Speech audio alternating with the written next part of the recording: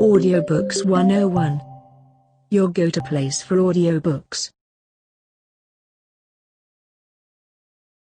Anne of Windy Poplars. By Lucy Maud Montgomery. Part 2. The Second Year. 1. Windy Poplars, Spooks Lane, September 14th. I can hardly reconcile myself to the fact that our beautiful 2 months are over. They were beautiful, weren't they, dearest? And now it will be only 2 years before. Several paragraphs omitted.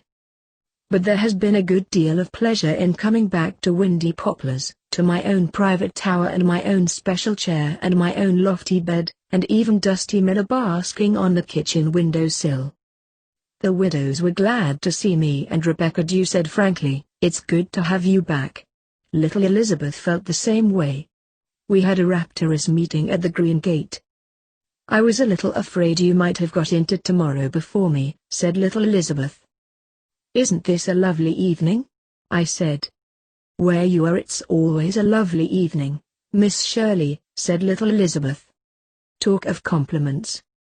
How have you put in the summer, darling?" I asked. "Thinking," said little Elizabeth softly, "of all the lovely things that will happen in tomorrow." Then we went up to the tower room and read a story about elephants. Little Elizabeth is very much interested in elephants at present. "There is something bewitching about the very name of elephant, isn't there?" she said gravely, holding her chin in her small hands after a fashion. And she has. I expect to meet lots of elephants in tomorrow. We put an elephant park in our map of fairyland. It is no use looking superior and disdainful, my Gilbert, as I know you will be looking when you read this. Not a bit of use. The world always will have fairies. It can't get along without them. And somebody has to supply them. It's rather nice to be back in school, too. Catherine Brooke isn't any more companionable, but my pupils seemed glad to see me, and Jean Pringle wants me to help her make the tin halos for the angels' heads in a Sunday school concert. I think the course of study this year will be much more interesting than last year. Canadian history has been added to the curriculum. I have to give a little lecture tomorrow on the War of 1812. It seems so strange to read over the stories of those old wars, things that can never happen again. I don't suppose any of us will ever have more than an academic interest in battles long ago. It's impossible to think of Canada ever being at war again. I am so thankful that phase of history is over. We are going to reorganize the dramatic club at once and canvass every family connected with the school for a subscription. Lewis Allen and I are going to take the Dawlish Road as our territory and canvass it next Saturday afternoon. Lewis will try to kill 2 birds with 1 stone, as he is competing for a prize offered by Country Homes for the best photograph of an attractive farmhouse. The prize is $25 and that will mean a badly needed new suit and overcoat for Lewis. He worked on a farm all summer and is doing housework and waiting on the table at his boarding house again this year. He must hate it, but he never says a word about it. I do like Lewis. He is so plucky and ambitious, with a charming grin in place of a smile. And he really isn't overstrong. I was afraid last year he would break down. But his summer on the farm seems to have built him up a bit. This is his last year in high, and then he hopes to achieve a year at Queen's. The widows are going to ask him to Sunday night supper as often as possible this winter. Aunt Kate and I have had a conference on ways and means, and I persuaded her to let me put up the extras. Of course we didn't try to persuade Rebecca Dew. I merely asked Aunt Kate in Rebecca's hearing if I could have Lewis Allen in on Sunday nights at least twice a month. Aunt Kate said coldly she was afraid they couldn't afford it, in addition to their usual lonely girl. Rebecca Dew uttered a cry of anguish. "This is the last straw. Getting so poor we can't afford a bite now and again to a poor, hard-working, sober boy who is trying to get an education. You pay more for liver for that cat and him ready to burst. Well, take $1 off my wages and have him." The gospel according to Rebecca was accepted. Lewis Allen is coming and neither Dusty Miller's liver nor Rebecca Dew's wages will be less. Dear Rebecca Dew. Aunt Chatty crept into my room last night to tell me she wanted to get a beaded cape but that Aunt Kate thought she was too old for it and her feelings had been hurt. Do you think I am, Miss Shirley? I don't want to be undignified, but I've always wanted a beaded cape so much. I always thought they were what you might call jaunty, and now they're in again. Too old. Of course you're not too old, dearest, I assured her. Nobody is ever too old to wear just what she wants to wear.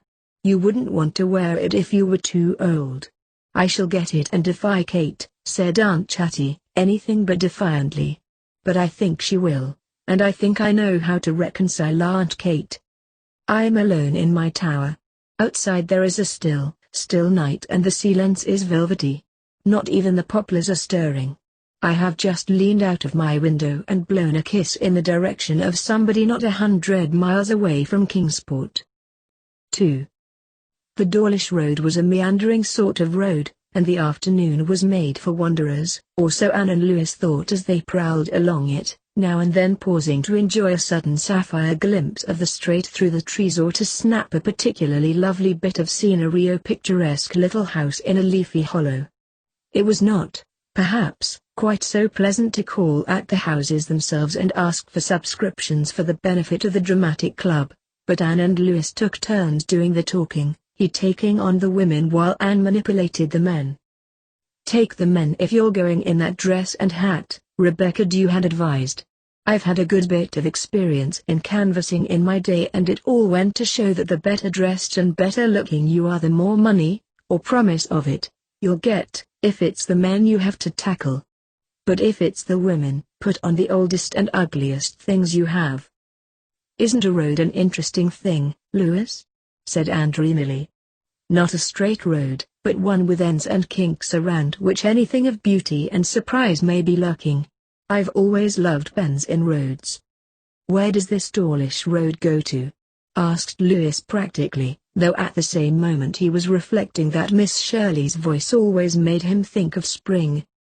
I might be horrid and schoolteacherish, Lewis, and say that it doesn't go anywhere, it stays right here. But I won't. As to where it goes or where it leads to, who cares? To the end of the world and back, perhaps. Remember what Emerson says, oh, what have I to do with time? That's our motto for today. I expect the universe will muddle on if we let it alone for a while. Look at those cloud shadows, and that tranquility of green valleys, and that house with an apple tree at each of its corners. Imagine it in spring. This is one of the days people feel alive and every wind of the world is a sister. I'm glad there are so many clumps of spice ferns along this road, spice ferns with gossamer webs on them. It brings back the days when I pretended, or believed, I think I really did believe, that gossamer webs were fairies' tablecloths. They found a wayside spring in a golden hollow and sat down on a moss that seemed made of tiny ferns, to drink from a cup that Lewis twisted out of birch bark. You never know the real joy of drinking till you're dry with thirst and find water, he said. That summer I worked out west on the railroad they were building. I got lost on the prairie one hot day and wandered for hours. I thought I'd die of thirst and then I came to a settler's shack, and he had a little spring like this in a clump of willows. How I drank! I've understood the Bible and its love of good water better ever since. We're going to get some water from another quarter, said Anne rather anxiously. There's a shower coming up and, Lewis, I love showers, but I've got on my best hat and my second best dress. And there isn't a house within half a mile. There's an old deserted blacksmith's forge over there, said Lewis, but we'll have to run for it. Run they didn't from its shelter, enjoyed the shower as they had enjoyed everything else on that carefree, gypsying afternoon. A veiled hush had fallen over the world. All the young breezes that had been whispering and rustling so importantly along the Dawlish Road had folded their wings and become motionless and soundless. Not a leaf stirred, not a shadow flickered. The maple leaves at the bend of the road turned wrong side out until the trees looked as if they were turning pale from fear. A huge cool shadow seemed to engulf them like a green wave. The cloud had reached them. Then the rain, with a rush and sweep of wind. The shower pattered sharply down on the leaves, danced along the smoking red road and pelted the roof of the old forge right merrily. "If this lasts," said Lewis. But it didn't. As suddenly as it had come up, it was over and the sun was shining on the wet, glistening trees. Dazzling glimpses of blue sky appeared between the torn white clouds.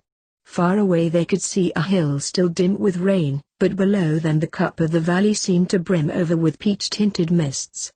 The woods around were pranked out with a sparkle and glitter as of springtime, and a bird began to sing in the big maple over the forge as if he were cheated into believing it really was springtime, so amazingly fresh and sweet did the world seem all at once. "Let's explore this," said Anne, when they resumed their tramp, looking along a little side road running between old rail fences smothered in goldenrod. "I don't think there's anybody living along that road," said Lewis doubtfully. "I think it's only a road running down to the harbor." "Never mind. Let's go along it. I've always had a weakness for side roads, something off the beaten track, lost and green and lonely. Smell the wet grass, Lewis. Besides, I feel in my bones that there is a house on it, a certain kind of house, a very snappable house." Anne's bones did not deceive her. Soon there was a house, and a snappable house to boot. It was a quaint, old-fashioned one, low in the eaves, with square, small-paned windows. Big willows stretched patriarchal arms over it and an apparent wilderness of perennials and shrubs crowded all about it. It was weather-grey and shabby, but the big barns beyond it were snug and prosperous-looking, up-to-date in every respect. "I've always heard, Miss Shirley, that when a man's barns are better than his house, it's a sign that his income exceeds his expenditure," said Lewis, as they sauntered up the deep-rutted grassy lane. "I should think it was a sign that he thought more of his horses than of his family," laughed Anne. "I'm not expecting a subscription to our club here, but that's the most likely house for a prize contest we've encountered yet. Its grayness won't matter in a photograph." "This lane doesn't look as if it were much traveled," said Lewis with a shrug. "Evidently the folks who live here aren't strongly sociable. I'm afraid we'll find they don't even know what a dramatic club is. Anyhow, I'm going to secure my picture before we rouse any of them from their lair."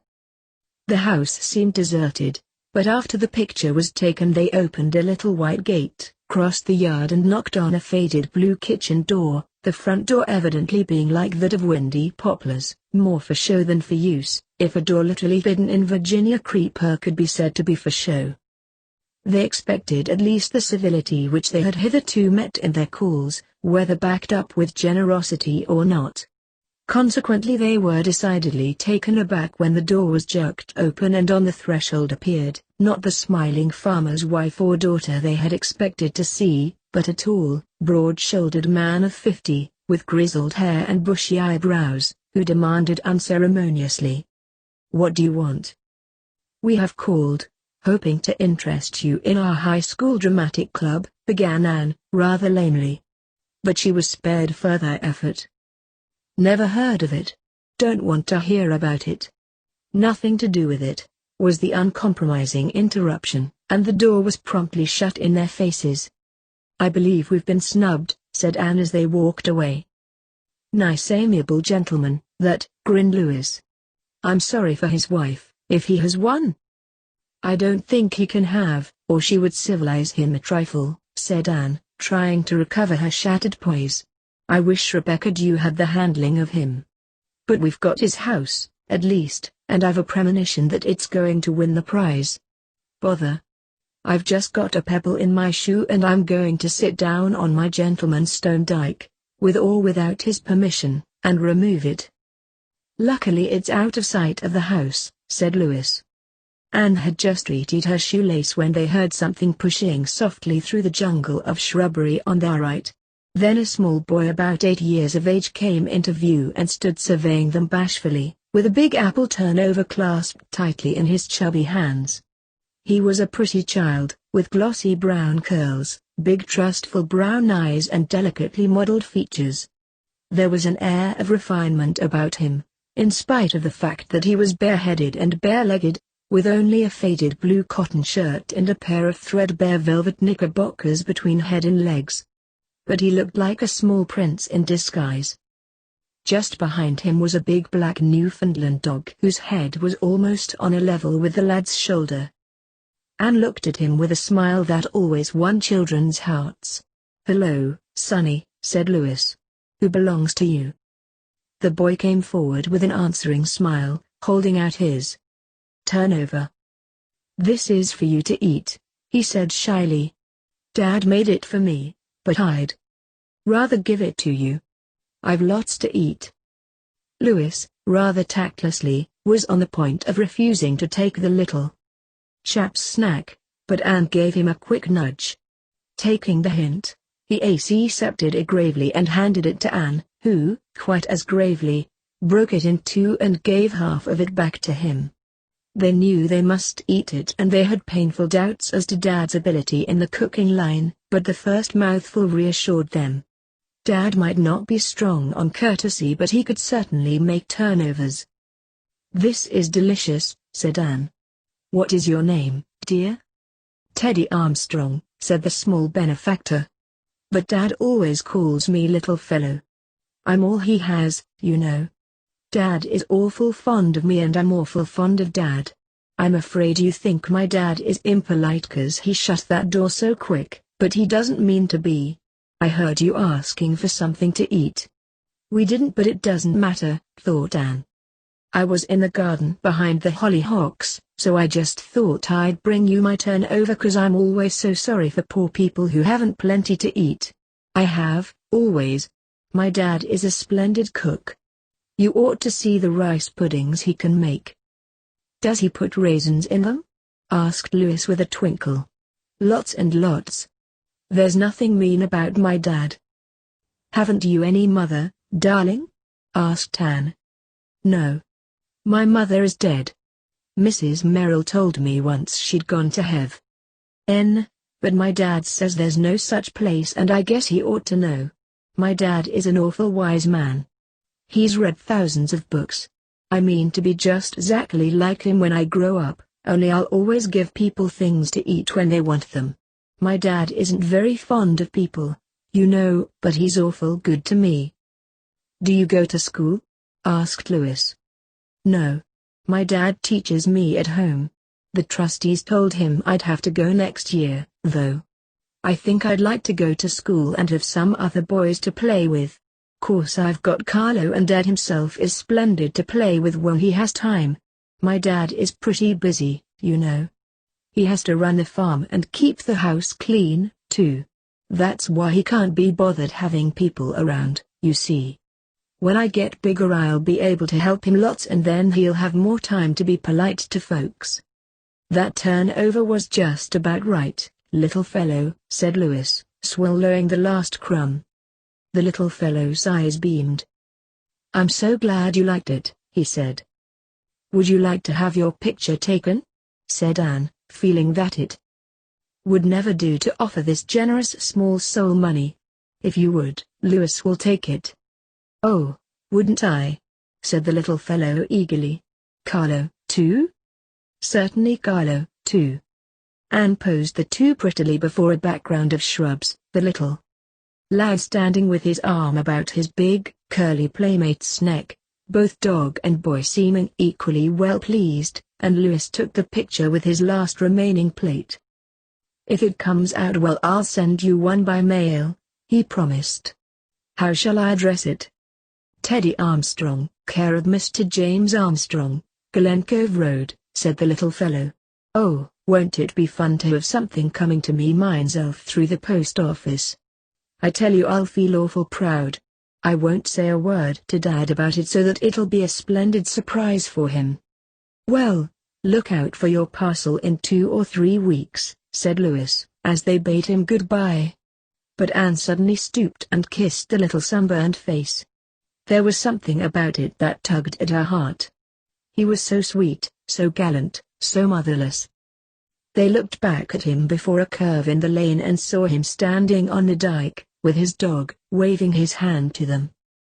Of course Rebecca Dew knew all about the Armstrongs. "James Armstrong has never got over his wife's death 5 years ago," she said. "He wasn't so bad before that, agreeable enough, though a bit of a hermit. Kind of built that way. He was just wrapped up in his bit of a wife. She was 20 years younger than he was. Her death was an awful shock to him, I've heard, just seemed to change his nature completely. He got sour and cranky. Wouldn't even get a housekeeper, looked after his house and child himself. He kept bachelor's hall for years before he was married, so he ain't a bad hand at it. But it's no life for the child," said Aunt Chatty. "His father never takes him to church or anywhere he'd see people. He worships the boy, I've heard," said Aunt Kate. "Thou shalt have no other gods before me," quoted Rebecca Dew suddenly.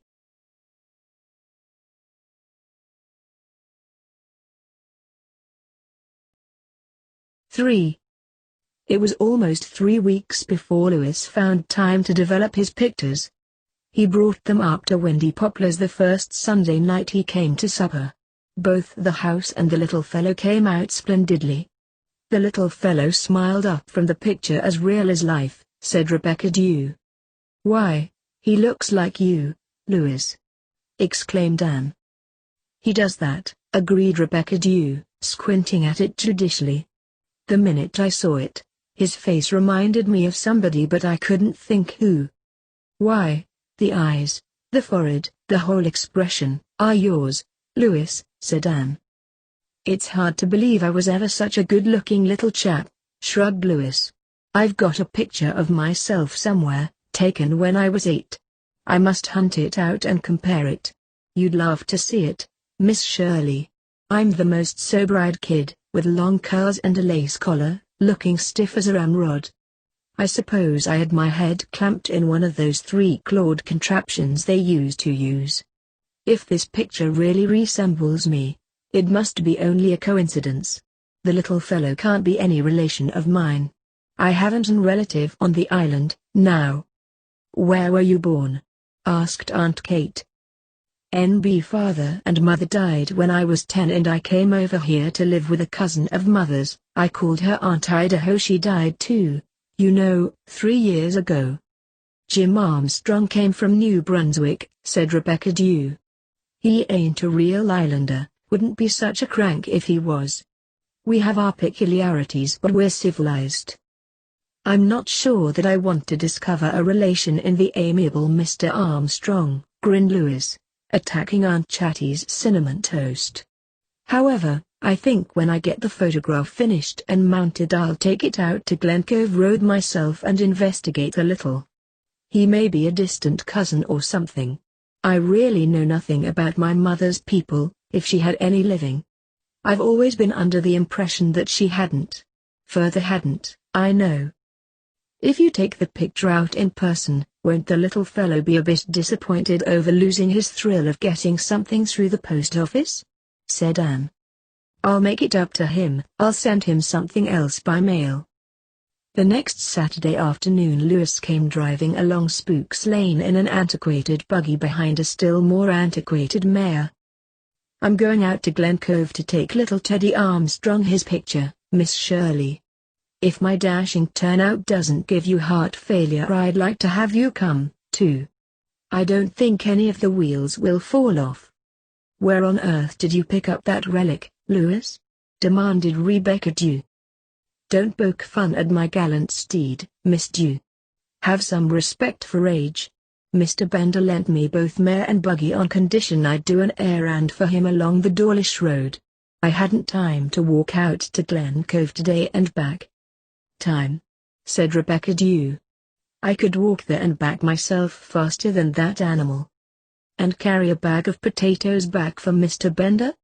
You wonderful woman." Rebecca Dew's red cheeks grew even redder. "It ain't nice to make fun of your elders," she said rebukingly. "Then, by way of coals of fire, could you do with a few doughnuts afore you start out?"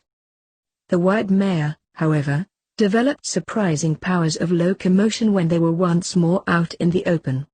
Anne giggled to herself as they jogged along the road. What would Mrs. Gardner or even Aunt Jamesina say if they could see her now? Well, she didn't care. It was a wonderful day for a drive through a land that was keeping its old lovely ritual of autumn, and Louis was a good companion. Louis would attain his ambitions. Nobody else of her acquaintance, she reflected, would dream of asking her to go driving in the Bender buggy behind the Bender mare. But it never occurred to Louis that there was anything odd about it. What difference how you traveled as long as you got there? The calm rims of the upland hills were as blue, the roads as red, the maples as gorgeous, no matter what vehicle you rode in. Louis was a philosopher and cared as little what people might say as he did when some of the high school pupils called him Sissy because he did housework for his board. Let them call. Someday the laugh would be on the other side. His pockets might be empty but his head wasn't. Meanwhile the afternoon was a niddle and they were going to see the little fellow again.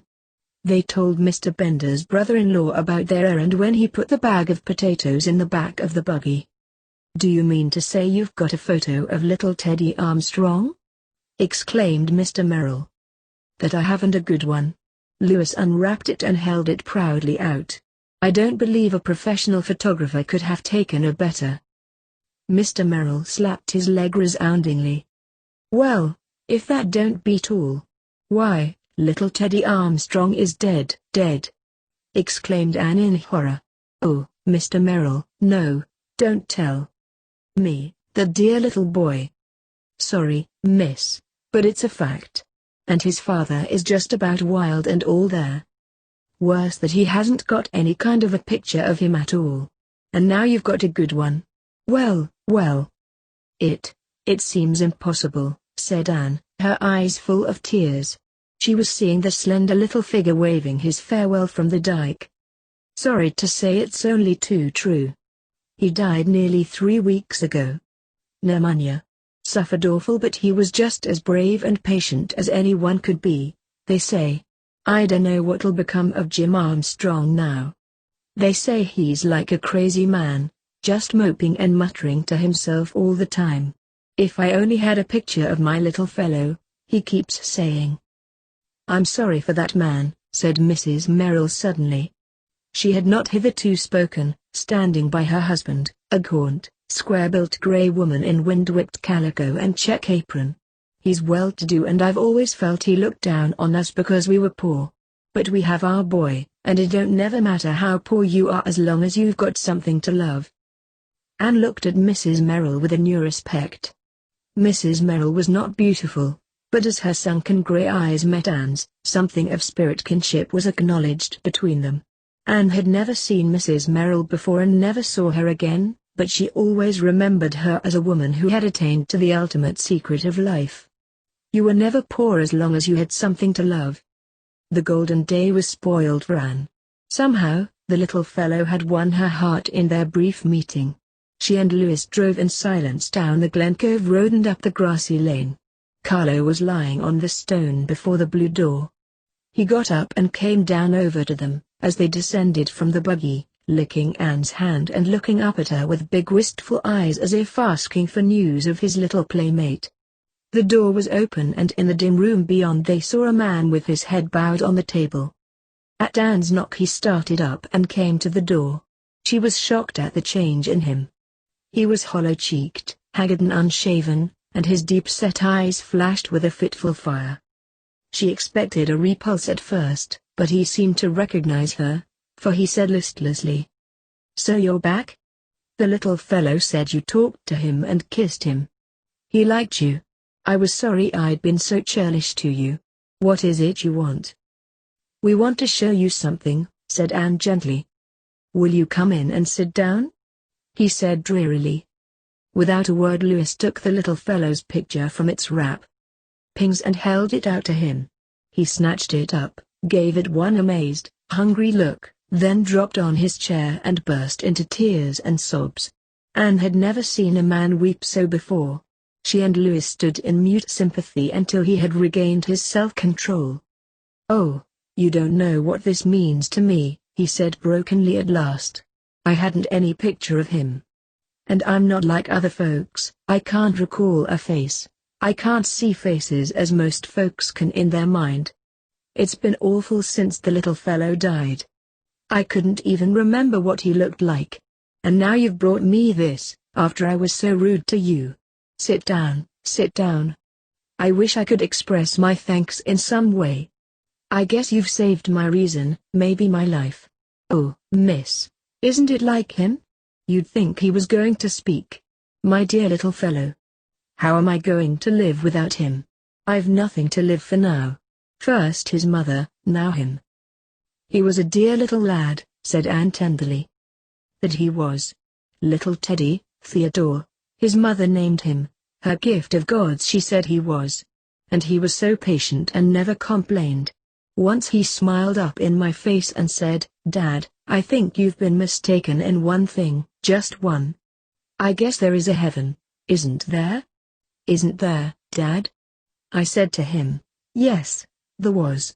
God forgive me for ever trying to teach him anything else. He smiled again, contented like, and said, well, Dad, I'm going there and Mother and God are there, so I'll be pretty well off. But I'm worried about you, Dad. You'll be so awful lonesome without me. But just do the best you can and be polite to folks and come to us by and by.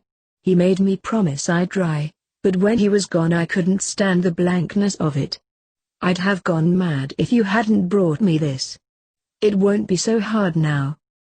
He talked about his little fellow for some time, as if he found relief and pleasure in it. His reserve and gruffness seemed to have fallen from him like a garment. Finally Louis produced the small faded photograph of himself and showed it to him. Have you ever seen anybody who looked like that, Mr. Armstrong? Asked Anne. Mr. Armstrong peered at it in perplexity. It's awful like the little fellow, he said at last. Whose might it be? Mine, said Louis, when I was 7 years old. It was because of their strange resemblance to Teddy that Miss Shirley made me bring it to show you. I thought it possible that you and I or the little fellow might be some distant relation. My name is Louis Allen and my father was George Allen. I was born in New Brunswick.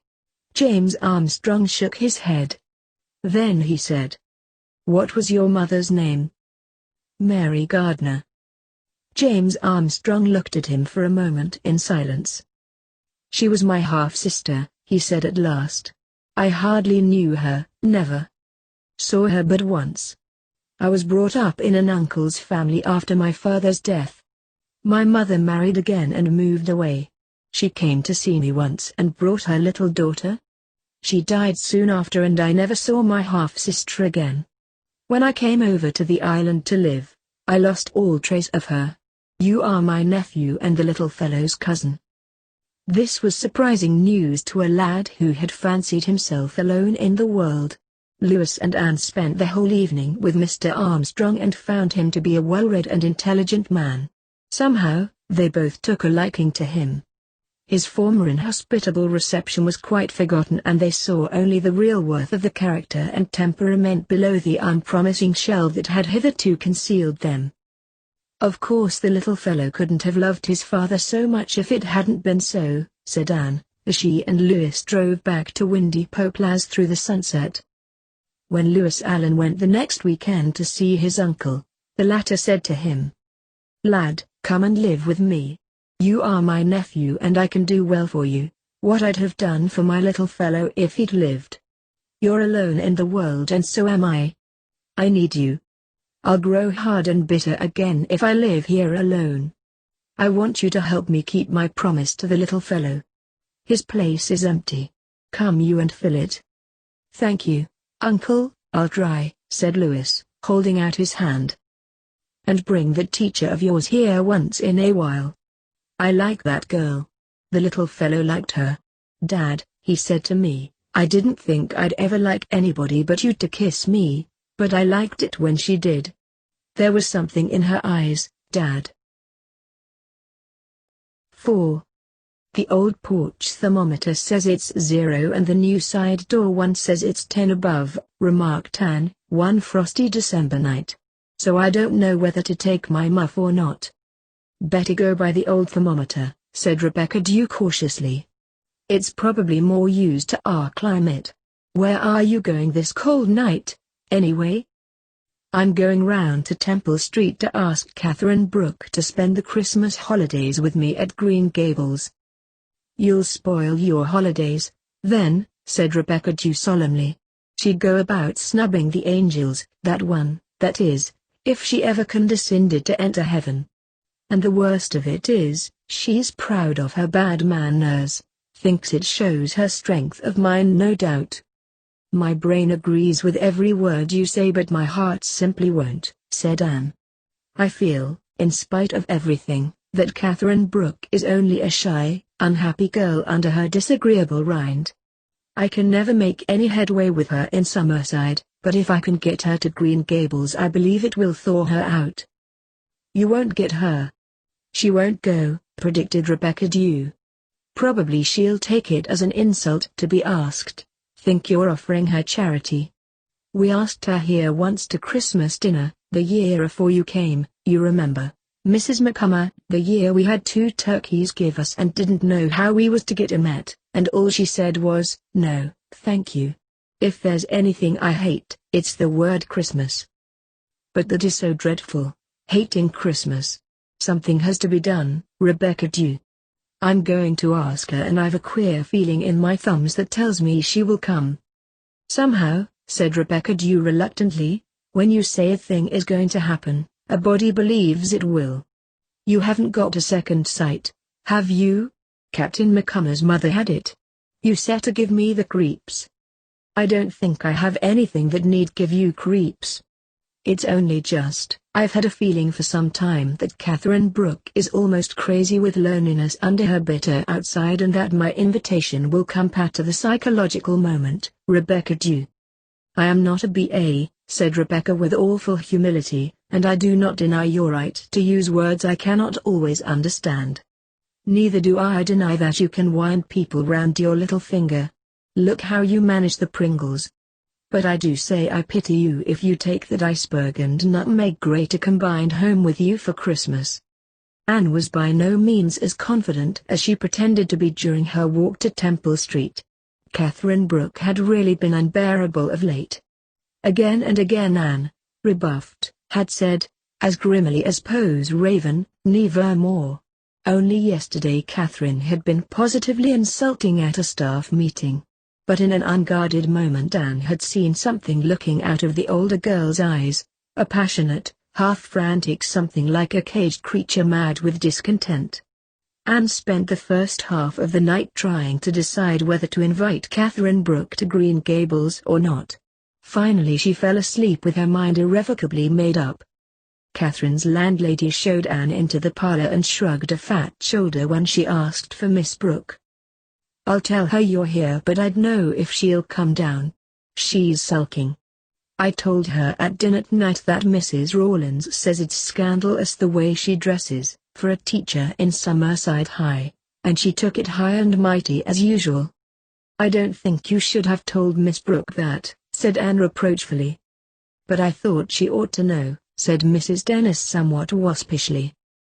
Did you also think she ought to know that the inspector said she was one of the best teachers in the Maritimes? Asked Anne. Or didn't you know it? Oh, I heard it. But she's stuck up enough now without making her any worse. Proud's no name for it, though what she's got to be proud of, I dunno. Of course she was mad anyhow tonight because I'd said she couldn't have a dog. She's took a notion into her head she'd like to have a dog. Said she'd pay for his rations and see he was no bother. But what did I do with him when she was in school? I put my foot down. I'm boarding no dogs, says I. Oh, Mrs. Dennis, won't you let her have a dog? He wouldn't bother you much. You could keep him in the basement while she was in school. And a dog really is such a protection at night. I wish you would, please. There was always something about Aunt Shirley's eyes when she said please that people found hard to resist. Mrs. Dennis, in spite of fat shoulders and a meddlesome tongue, was not unkind at heart. Catherine Brooks simply got under her skin at times with her ungracious ways. I don't know why you should worry as to her having a dog or not. I didn't know you were such friends. She hasn't any friends. I never had such an unsociable boarder. I think that is why she wants a dog, Mrs. Dennis. None of us can live without some kind of companionship. Well, it's the first human thing I've noticed about her, said Mrs. Dennis. I dunno's I have any awful objection to a dog, but she sort of vexed me with her sarcastic way of asking, I suppose you wouldn't consent if I asked you if I might have a dog, Mrs. Dennis, she says, haughty-like. Set her up with it.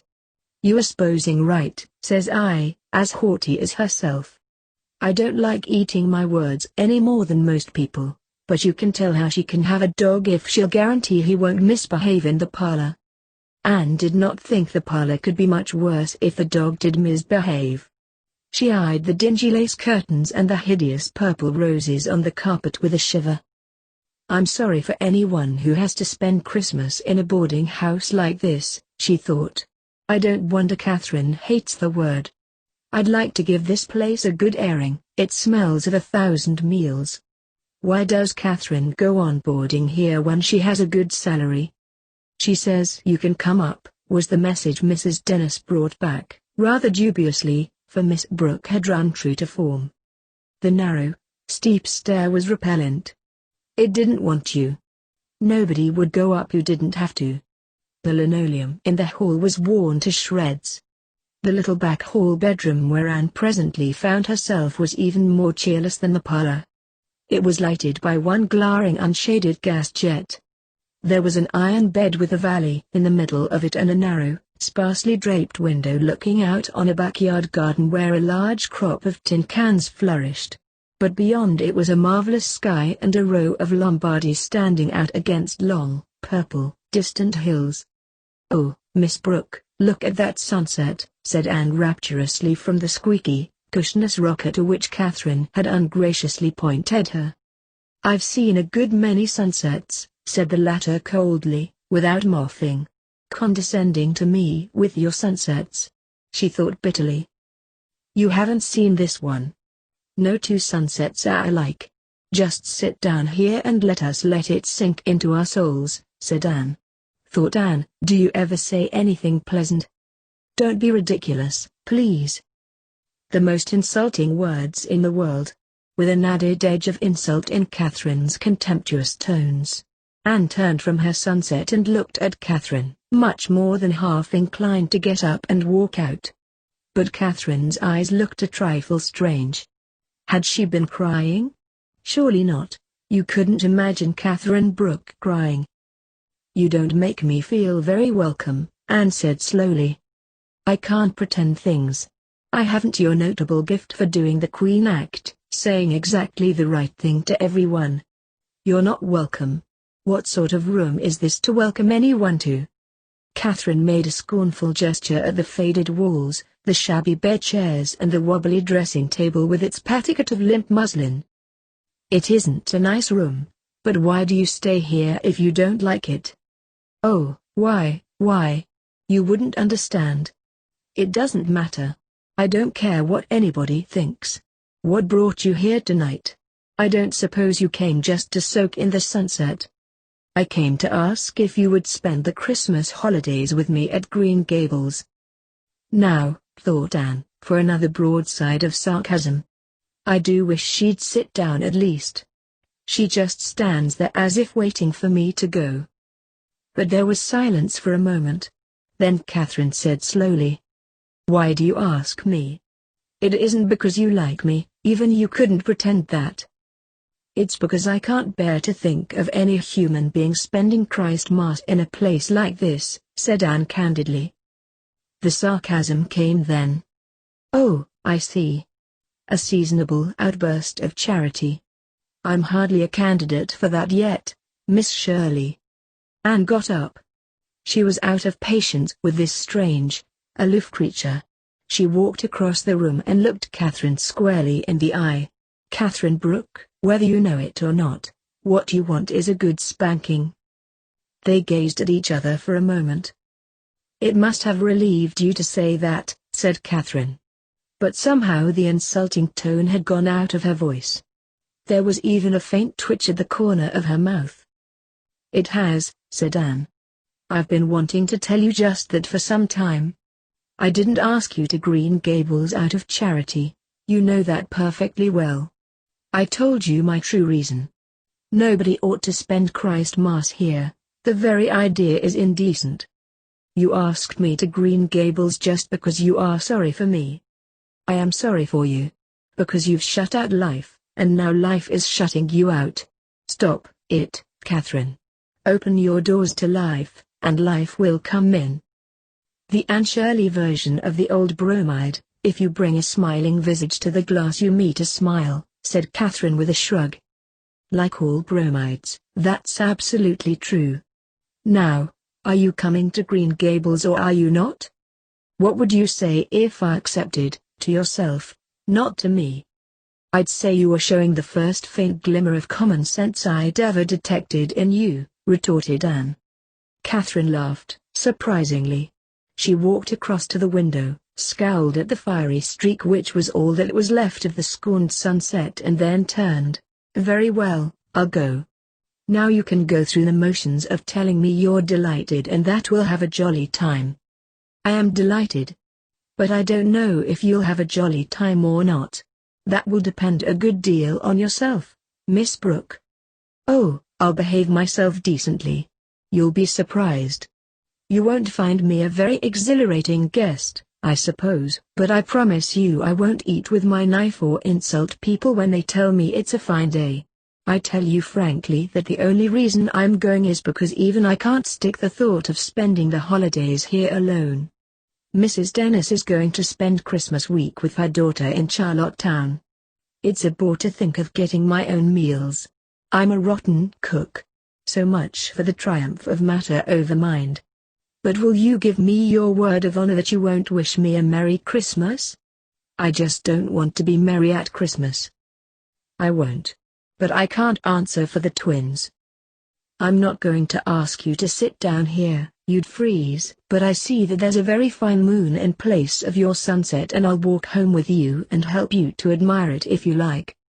I do like, said Anne, but I want to impress on your mind that we have much finer moons in Avonlea. So she's going? Said Rebecca Dew as she filled Anne's hot water bottle. Well, Miss Shirley, I hope you'll never try to induce me to turn Mohammedan, because you'd likely succeed. Where is that cat? Out frisking round Summerside and the weather at 0. Not by the new thermometer. And Dusty Miller is curled up on the rocking chair by my stove in the tower, snoring with happiness.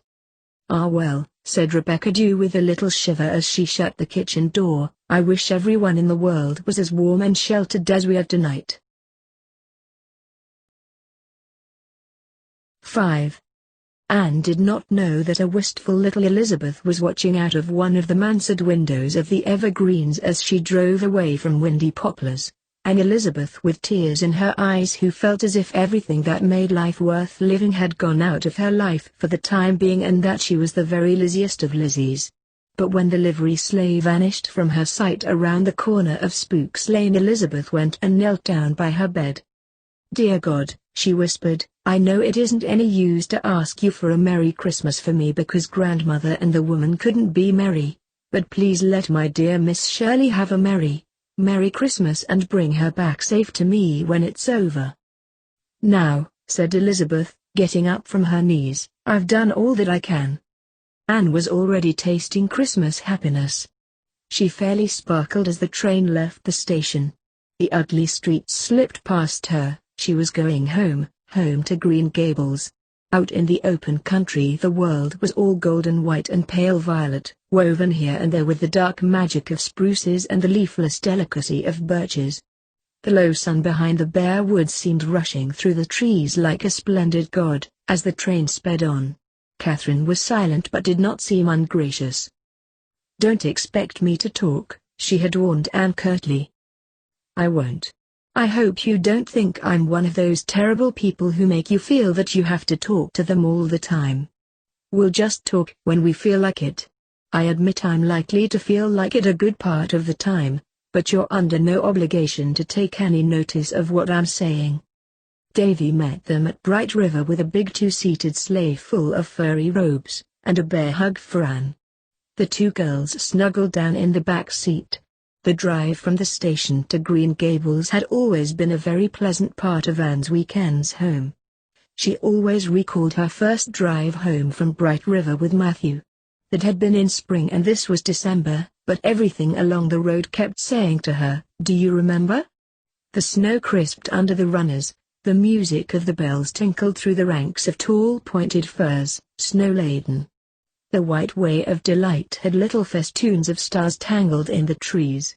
And on the last hill but one they saw the great gulf, white and mystical under the moon but not yet ice-bound. "There's just one spot on this road where I always feel suddenly, I'm home," said Anne. "It's the top of the next hill, where we'll see the lights of Green Gables. I'm just thinking of the supper Marilla will have ready for us. I believe I can smell it here. Oh, it's good, good, good to be home again." At Green Gables every tree in the yard seemed to welcome her back, every lighted window was beckoning. And how good Marilla's kitchen smelled as they opened the door. There were hugs and exclamations and laughter. Even Catherine seemed somehow no outsider, but one of them.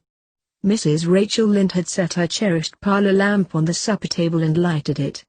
It was really a hideous thing with a hideous red globe, but what a warm rosy becoming light it cast over everything. How warm and friendly were the shadows. How pretty Dora was growing. And Davy really seemed almost a man. There was news to tell. Diana had a small daughter, Josie Piactuali had a young man, and Charlie Sloane was said to be engaged. It was all just as exciting as news of Empire could have been. Mrs. Lynde's new patchwork quilt, just completed, containing 5,000 pieces, was on display and received its meed of praise. "When you come home, Anne," said Davy, "everything seems to come alive." "Ah, this is how life should be," purred Dora's kitten.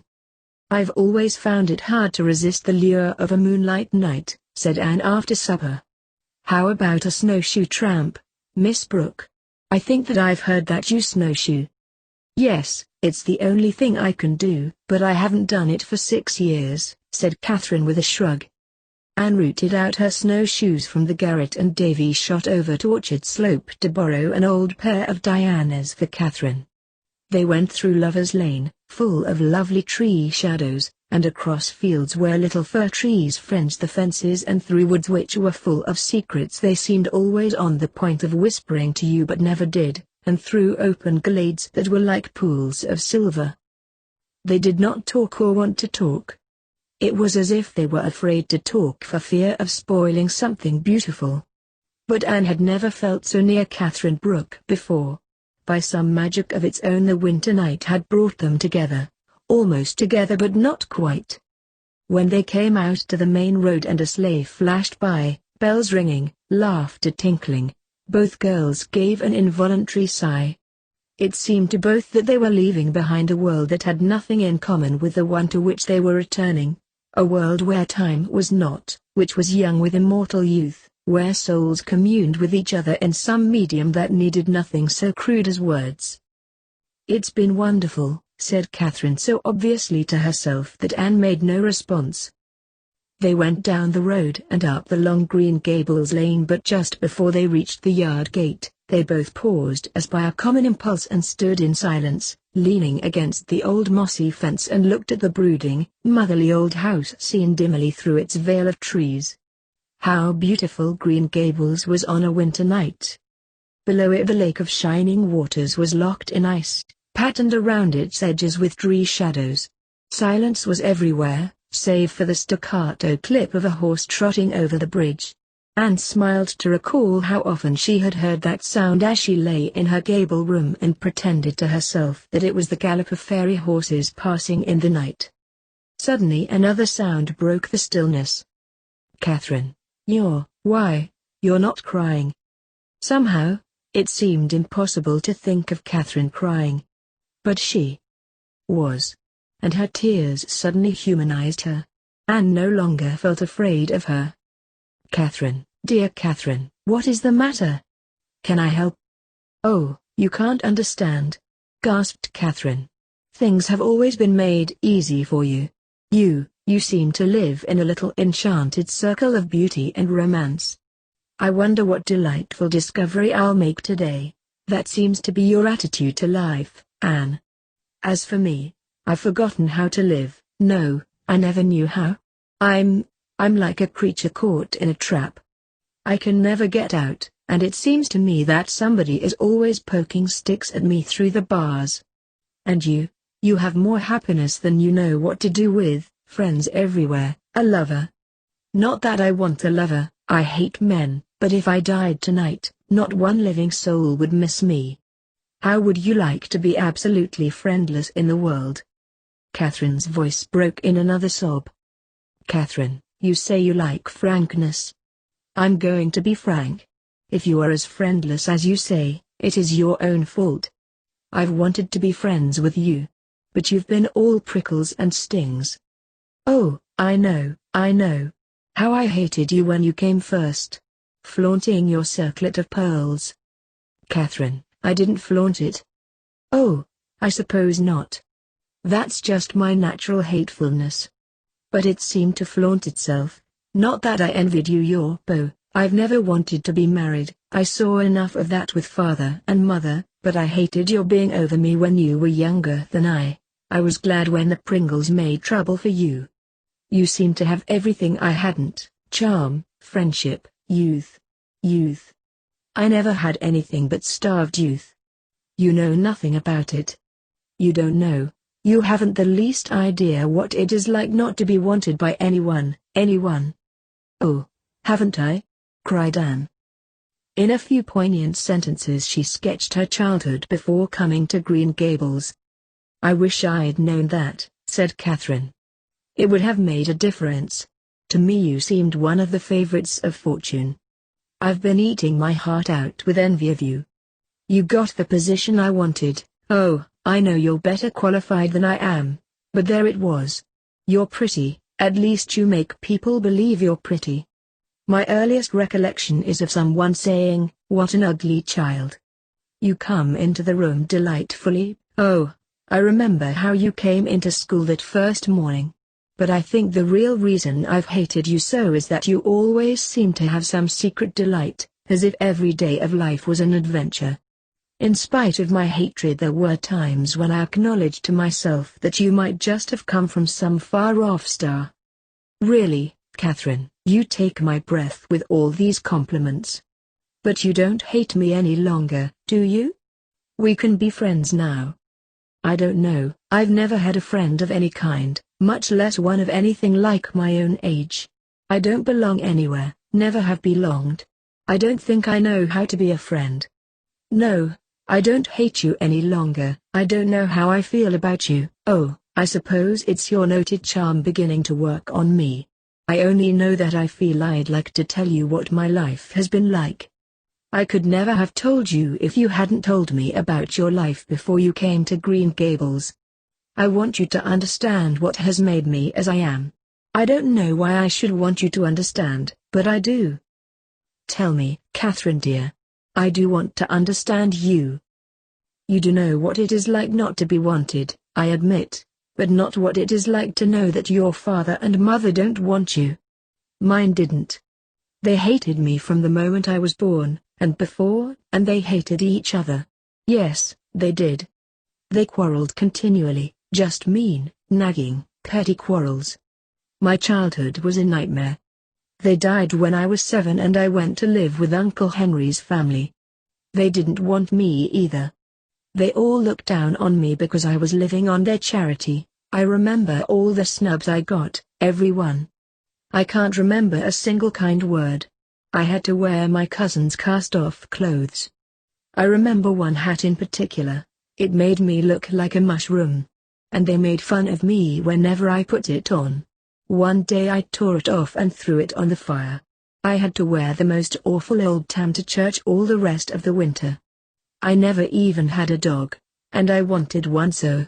I had some brains, I longed so for a BA course, but naturally I might just as well have yearned for the moon.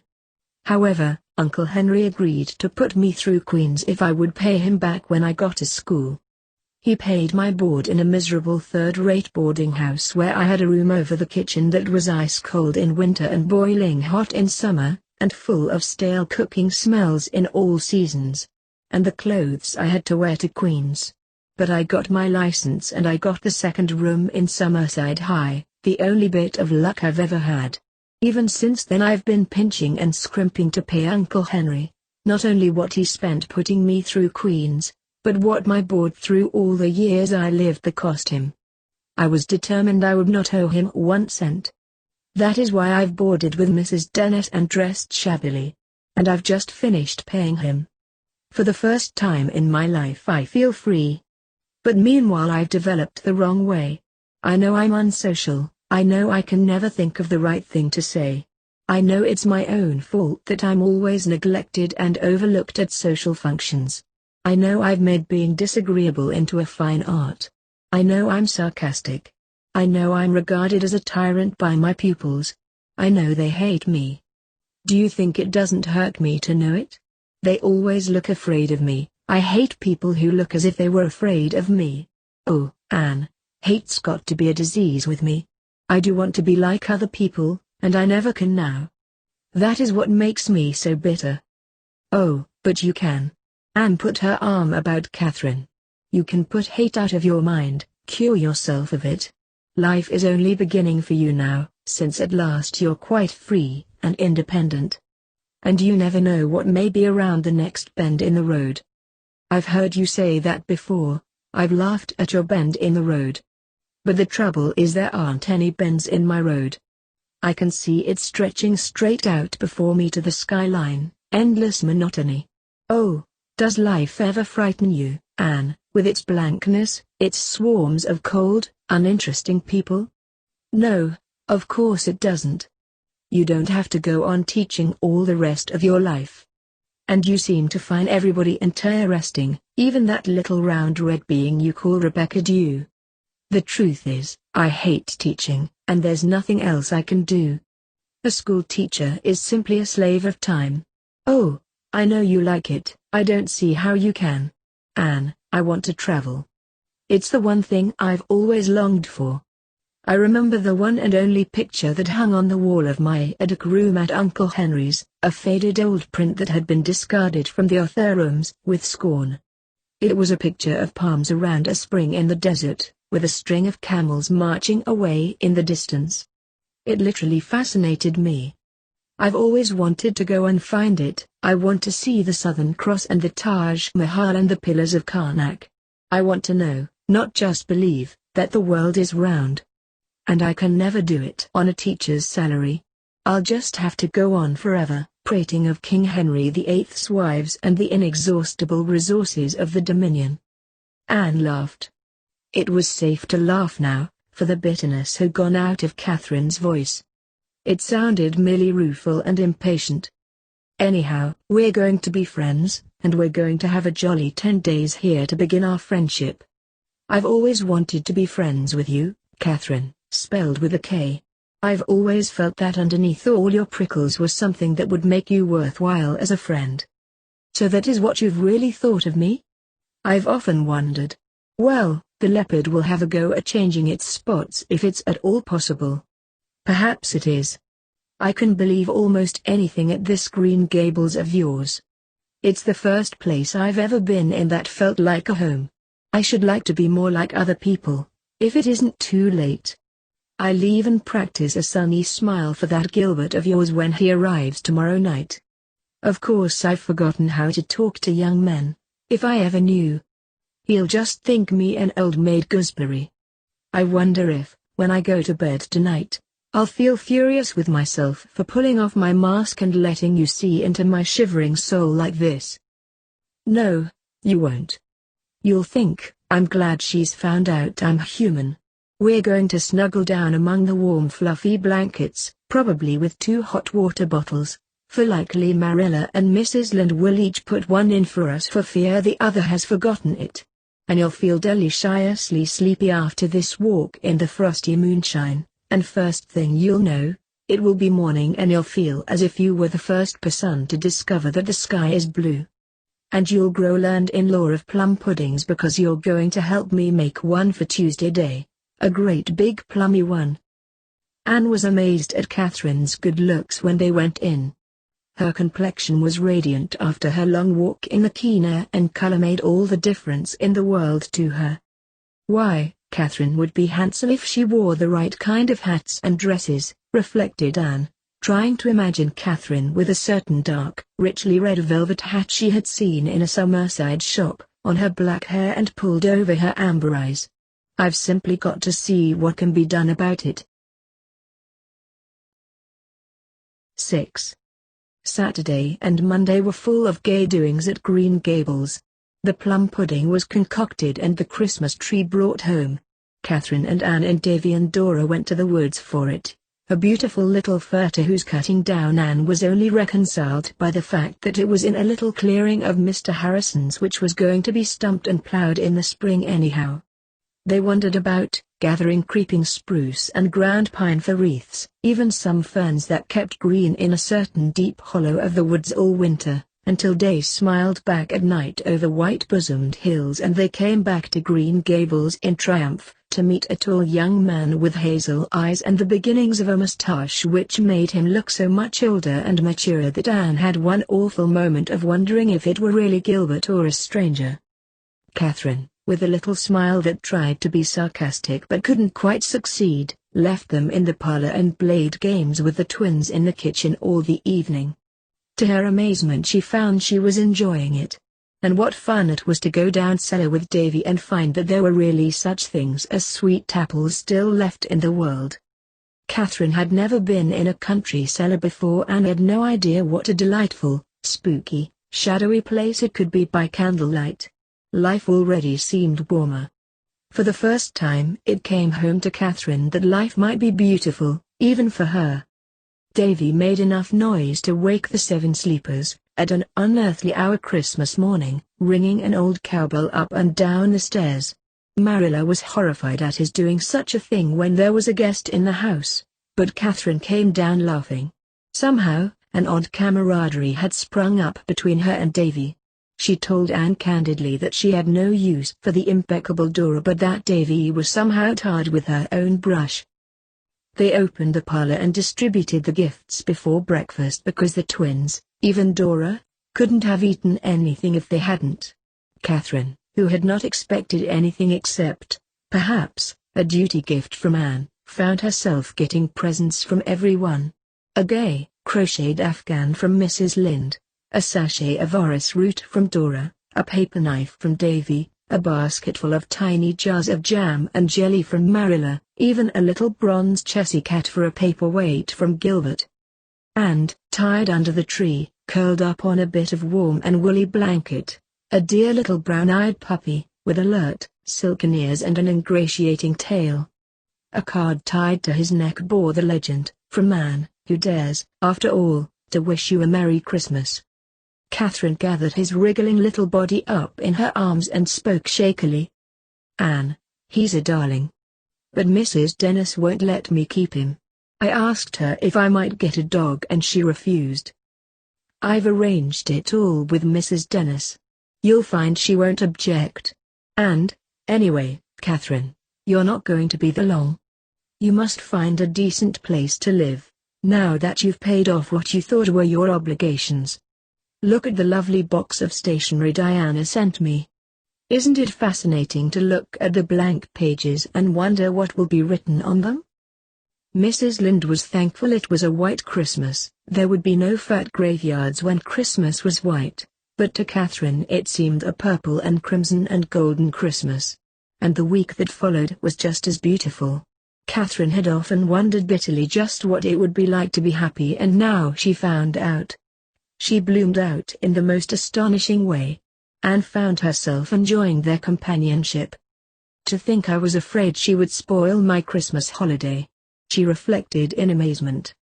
"To think," said Catherine to herself, "that I was on the verge of refusing to come here when Anne invited me."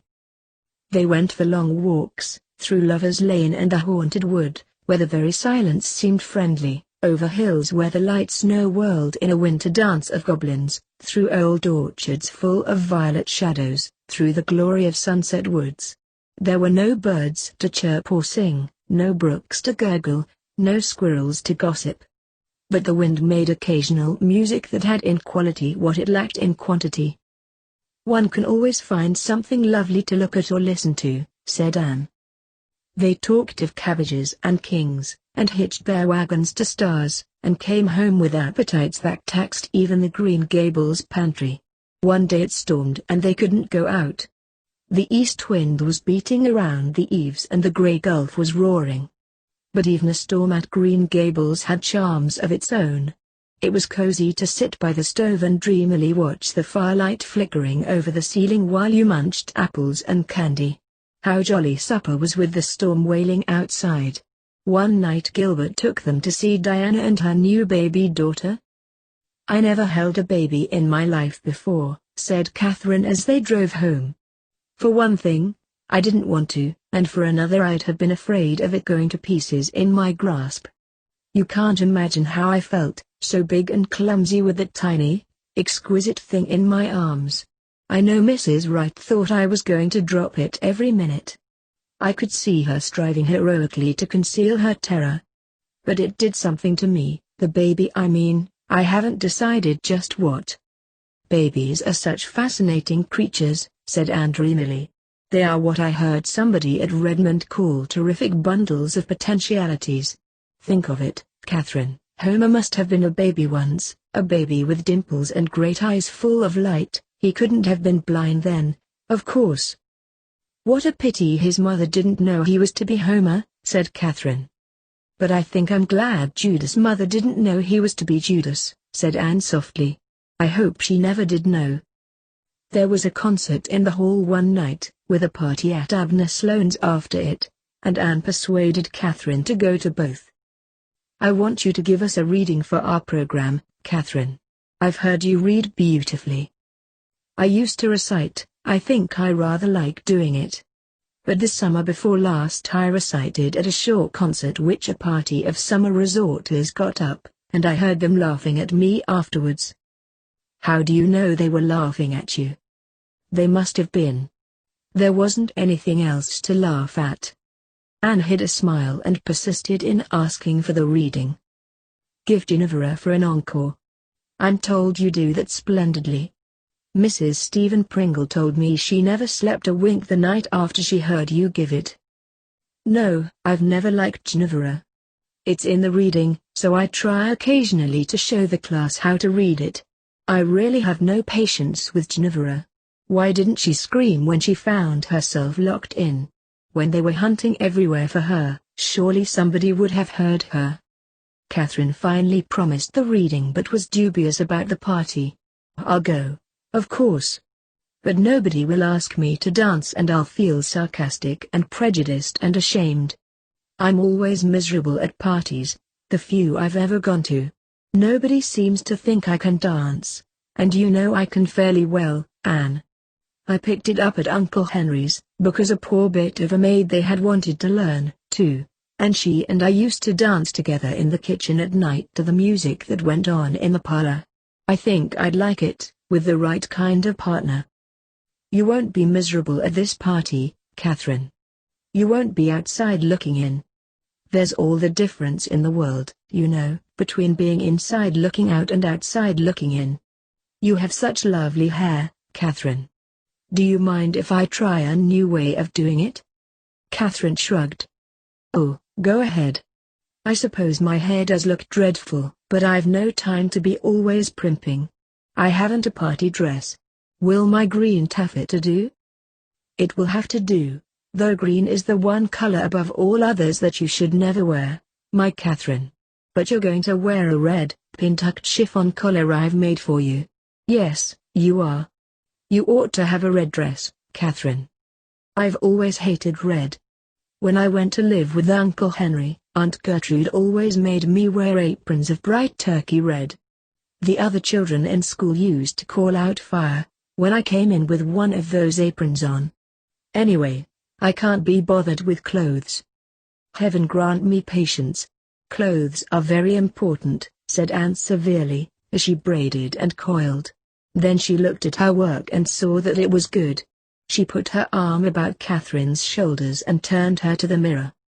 "Don't you truly think we are a pair of quite good-looking girls?" She laughed.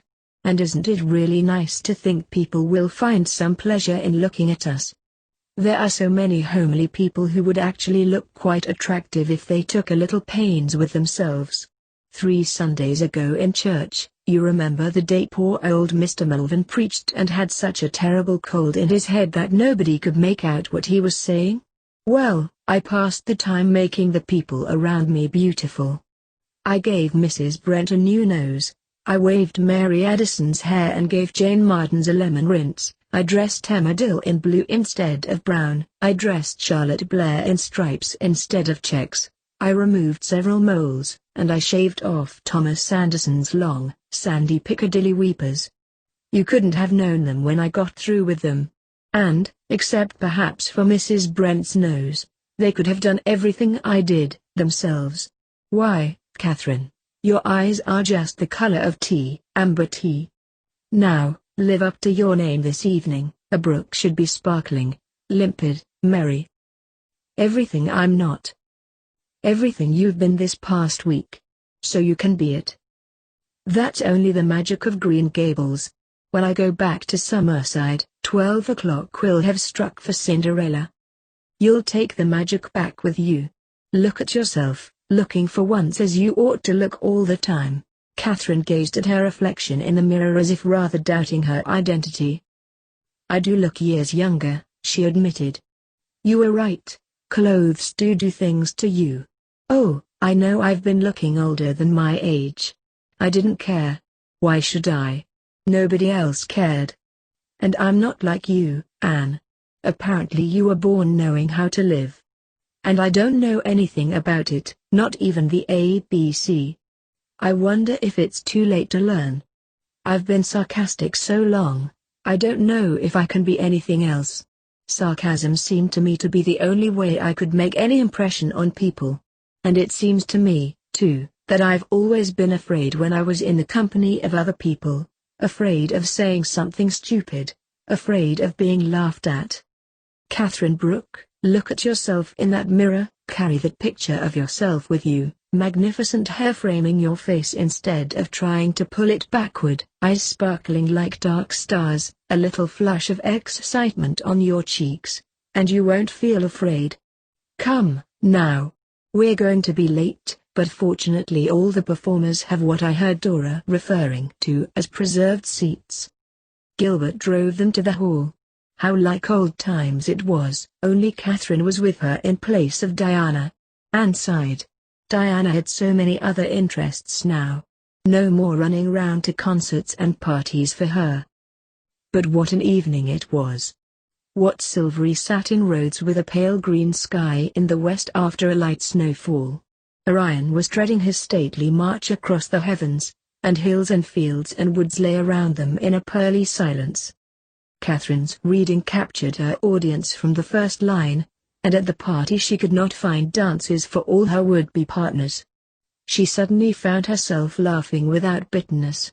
Then home to Green Gables, warming their toes at the sitting-room fire by the light of 2 friendly candles on the mantel, and Mrs. Lynn tiptoeing into their room, late as it was, to ask them if they'd like another blanket and assure Catherine that her little dog was snug and warm in a basket behind the kitchen stove. "I've got a new outlook on life," thought Catherine as she drifted off to slumber. "I didn't know there were people like this." "Come again," said Marilla when she left. Marilla never said that to anyone unless she meant it. "Of course she's coming again," said Anne. "For weekends, and for weeks in the summer. We'll build bonfires and hoe in the garden, and pick apples and go for the cows, and row on the pond and get lost in the woods. I want to show you little Hester Gray's garden, Catherine, and Echo Lodge and Violet Vale when it's full of violets." 7. Windy Poplars. January 5. The street where ghosts should walk. My esteemed friend. That isn't anything Aunt Chatty's grandmother wrote. It's only something she would have written if she'd thought of it. I've made a New Year resolution to write sensible love letters. Do you suppose such a thing is possible? I have left dear Green Gables, but I have returned to dear Windy Poplars. Rebecca Dew had a fire lighted in the tower room for me and a hot water bottle in the bed. I'm so glad I like Windy Poplars. It would be dreadful to live in a place I didn't like, that didn't seem friendly to me, that didn't say, "I'm glad you're back." Windy Poplars does. It's a bit old-fashioned and a bit prim, but it likes me. And I was glad to see Aunt Kate and Aunt Chatty and Rebecca Dew again. I can't help seeing their funny sides, but I love them well for all that. Rebecca Dew said such a nice thing to me yesterday. Spooks Lane has been a different place since you came here, Miss Shirley. I'm glad you liked Catherine, Gilbert. She was surprisingly nice to you. It's amazing to find how nice she can be when she tries. And I think she is just as much amazed at it herself as anyone else. She had no idea it would be so easy. It's going to make so much difference in school, having a vice you can really work with. She is going to change her boarding house, and I have already persuaded her to get that velvet hat and have not yet given up hope of persuading her to sing in the choir. Mr. Hamilton's dog came down yesterday and chivied Dusty Miller. This is the last straw, said Rebecca Dew. And with her red cheeks redder still, her chubby back shaking with anger, and in such a hurry that she put her hat on hindside before and never knew it, she toddled up the road and gave Mr. Hamilton quite a large piece of her mind. I can just see his foolish, amiable face while he was listening to her. I do not like that cat, she told me, but he is ours and no Hamilton dog is going to come here and give him impudence in his own backyard. He only chased your cat in fun, said Jabez Hamilton. The Hamilton ideas of fun are different from the Macomber ideas of fun or the McLean ideas of fun or, if it comes to that, the Dew ideas of fun, I told him. Tut, tut, you must have had cabbage for dinner, Miss Dew, said he. No, I said, but I could have had. Mrs. Captain Macomber didn't sell all her cabbages last fall and leave her family without any because the price was so good. There are some people, says I, that can't hear anything because of the jingle in their pocket. And I left that to sink in. But what could you expect from a Hamilton? Low scum. There is a crimson star hanging low over the White Storm King. I wish you were here to watch it with me. If you were, I really think it would be more than a moment of esteem and friendship. January 12th. Little Elizabeth came over 2 nights ago to find out if I could tell her what peculiar kind of terrible animals papal bulls were, and to tell me tearfully that her teacher had asked her to sing at a concert the public school is getting up, but that Mrs. Campbell put her foot down and said no most decidedly. When Elizabeth attempted to plead, Mrs. Campbell said, "Have the goodness not to talk back to me, Elizabeth, if you please." Little Elizabeth wept a few bitter tears in the tower room that night and said she felt it would make her Lizzie forever. She could never be any of her other names again.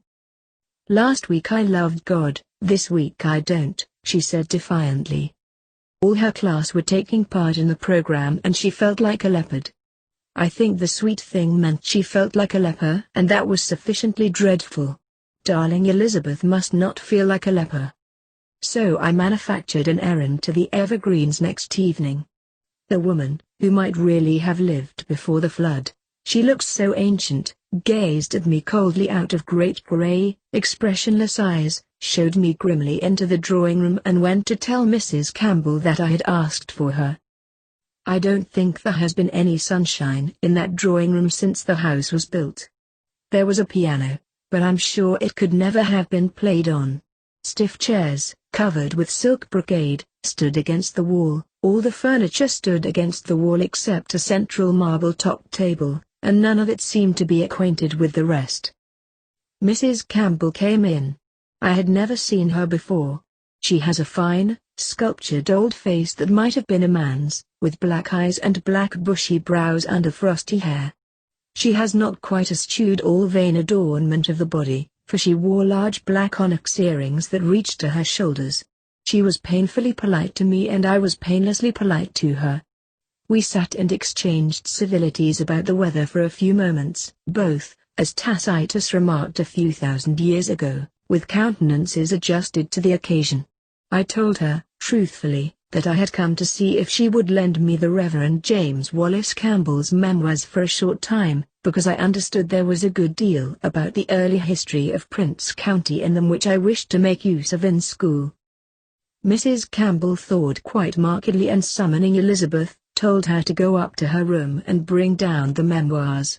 Elizabeth's face showed signs of tears and Mrs. Campbell condescended to explain that it was because little Elizabeth's teacher had sent another note begging that she be allowed to sing at the concert, and that she, Mrs. Campbell, had written a very stinging reply which little Elizabeth would have to carry to her teacher the next morning. "I do not approve of children of Elizabeth's age singing in public," said Mrs. Campbell. "It tends to make them bold and forward." As if anything could make little Elizabeth bold and forward. "I think perhaps you are wise, Mrs. Campbell," I remarked in my most patronizing tone. "In any event Mabel Phillips is going to sing, and I am told that her voice is really so wonderful that she will make all the others seem as nothing. No doubt it is much better that Elizabeth should not appear in competition with her." Mrs. Campbell's face was a study. She may be Campbell outside but she is Pringle at the core. She said nothing, however, and I knew the psychological moment for stopping. I thanked her for the memoirs and came away. The next evening when little Elizabeth came to the garden gate for her milk, her pale, flower-like face was literally a star. She told me that Mrs. Campbell had told her she might sing after all, if she were careful not to let herself get puffed up about it. "You see, Rebecca Dew had told me that the Phillips and the Campbell clans have always been rivals in the matter of good voices." I gave Elizabeth a bit of a picture for Christmas to hang above her bed, just a light dappled woodland path leading up a hill to a quaint little house among some trees. Little Elizabeth says she is not so frightened now to go to sleep in the dark, because as soon as she gets into bed she pretends that she is walking up the path to the house and that she goes inside and it is all lighted and her father is there. Poor darling. I can't help detesting that father of hers. January 19th. There was a dance at Carrie Pringle's last night. Catherine was there in a dark red silk with the new side flounces and her hair had been done by a hairdresser. Would you believe it? People who had known her ever since she came to teach in Summerside actually asked one another who she was when she came into the room. But I think it was less the dress and hair that made the difference than some indefinable change in herself. Always before, when she was out with people, her attitude seemed to be, "These people bore me. I expect I bore them and I hope I do." But last night it was as if she had set lighted candles in all the windows of her house of life. I've had a hard time winning Catherine's friendship. But nothing worthwhile is ever easy come by and I have always felt that her friendship would be worthwhile. Aunt Chatty has been in bed for 2 days with a feverish cold and thinks she may have the doctor tomorrow, in case she is taking pneumonia. So Rebecca Dew, her head tied up in a towel, has been cleaning the house madly all day to get it in perfect order before the doctor's possible visit. Now she is in the kitchen ironing Aunt Chatty's white cotton nightie with a crochet yoke, so that it will be ready for her to slip over her flannel one. It was spotlessly clean before, but Rebecca Dew thought it was not quite a good color from lying in the bureau drawer. January 28th. January so far has been a month of cold grey days, with an occasional storm whirling across the harbor and filling Spooks Lane with drifts. But last night we had a silver thaw and today the sun shone. My Maple Grove was a place of unimaginable splendors. Even the commonplaces had been made lovely. Every bit of wire fencing was a wonder of crystal lace. Rebecca Dew has been poring this evening over one of my magazines containing an article on types of fair women, illustrated by photographs. "Wouldn't it be lovely, Miss Shirley, if someone could just wave a wand and make everybody beautiful?" she said wistfully. "Just fancy my feelings. Miss Shirley, if I suddenly found myself beautiful. But then, with a sigh, if we were all beauties, who would do the work? 8. I'm so tired, sighed Cousin Ernestine Bugle, dropping into her chair at the Windy Poplars supper table. I'm afraid sometimes to sit down for fear I'll never be able to get up again. Cousin Ernestine, a cousin 3 times removed of the late Captain Macumber, but still, as Aunt Kate used to reflect, much too close, had walked in from Lowvale that afternoon for a visit to Windy Poplars. It cannot be said that either of the widows had welcomed her very heartily, in spite of the sacred ties of family. Cousin Ernestine was not an exhilarating person, being one of those unfortunates who are constantly worrying not only about their own affairs but everybody else's as well, and will not give themselves or others any rest at all. The very look of her, Rebecca Dew declared, made you feel that life was a vale of tears. Certainly Cousin Ernestine was not beautiful, and it was extremely doubtful if she ever had been. She had a dry, pinched little face, faded, pale blue eyes, several badly placed moles and a whining voice. She wore a rusty black dress and a decrepit neckpiece of Hudson seal which she would not remove even at the table, because she was afraid of draughts. Rebecca Dew might have sat at the table with them had she wished, for the widows did not regard Cousin Ernestine as any particular company. But Rebecca always declared she couldn't savour her victuals in that old killjoy's society. She preferred to eat her morsel in the kitchen, but that did not prevent her from saying her say as she waited on the table. "Likely it's the spring getting into your bones," she remarked unsympathetically. "Ah, I hope it's only that, Miss Dew. But I'm afraid I'm like poor Mrs. Oliver Gage. She ate mushrooms last summer, but there must have been a toadstool among them, for she's never felt the same since." "But you can't have been eating mushrooms as early as this," said Aunt Chatty. "No, but I'm afraid I've ate something else. Don't try to cheer me up, Charlotte. You mean well, but it ain't no use. I've been through too much. Are you sure there ain't a spider in that green jug, Kate? I'm afraid I saw one when you poured my cup." "We never have spiders in our cream jugs," said Rebecca Dew ominously, and slammed the kitchen door. "Maybe it was only a shadow," said Cousin Ernestine meekly. "My eyes ain't what they were. I'm afraid I'll soon be blind. That reminds me, I dropped in to see Martha Mackay this afternoon and she was feeling feverish and all out in some kind of a rash. 'Looks to me as though you had the measles,' I told her. 'Likely they'll leave you almost blind. Your family all have weak eyes.' I thought she ought to be prepared. Her mother isn't well either. The doctor says it's indigestion, but I'm afraid it's a growth. And if you have to have an operation and take chloroform," I told her, "I'm afraid you'll never come out of it. Remember your Achilles and the Achilleses all had weak hearts. Your father died of heart failure, you know." "At 87. said Rebecca Dew, whisking away a plate. "And you know 70 is the Bible limit," said Aunt Chatty cheerfully. Cousin Ernestine helped herself to a 3rd teaspoonful of sugar and stirred her tea sadly. "So King David said, Charlotte, but I'm afraid David wasn't a very nice man in some respects." Anne caught Aunt Chatty's eye and laughed before she could help herself. Cousin Ernestine looked at her disapprovingly. "I've heard you was a great girl to laugh. Well, I hope it'll last, but I'm afraid it won't.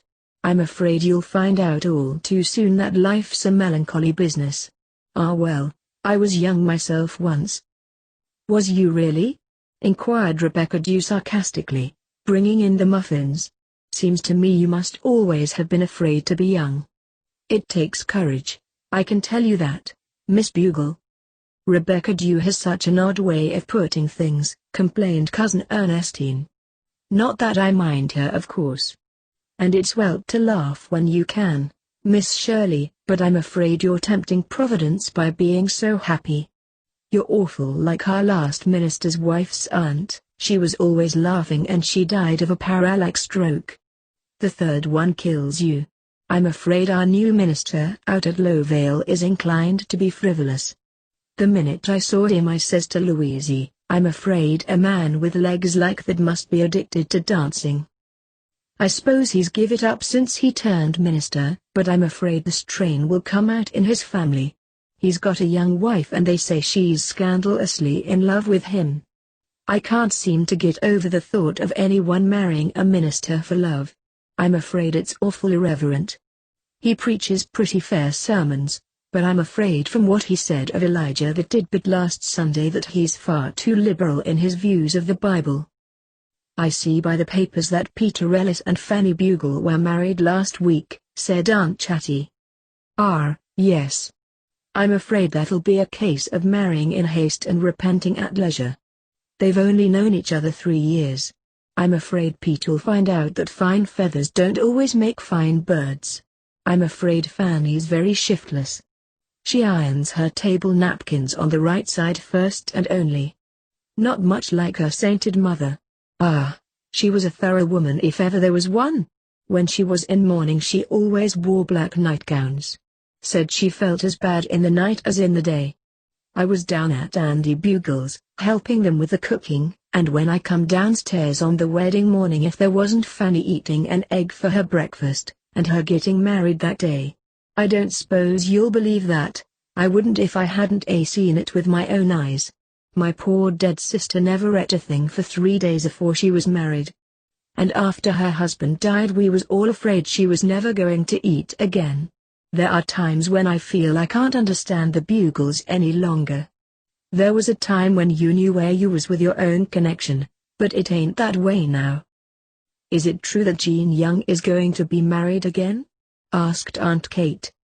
I'm afraid it is. Of course Fred Young is supposed to be dead, but I'm dreadful afraid he'll turn up yet. You could never trust that man. She's going to marry Ira Roberts.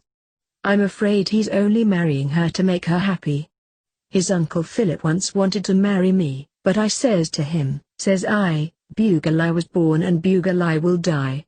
Marriage is a leap in the dark, says I, and I ain't going to be drug into it.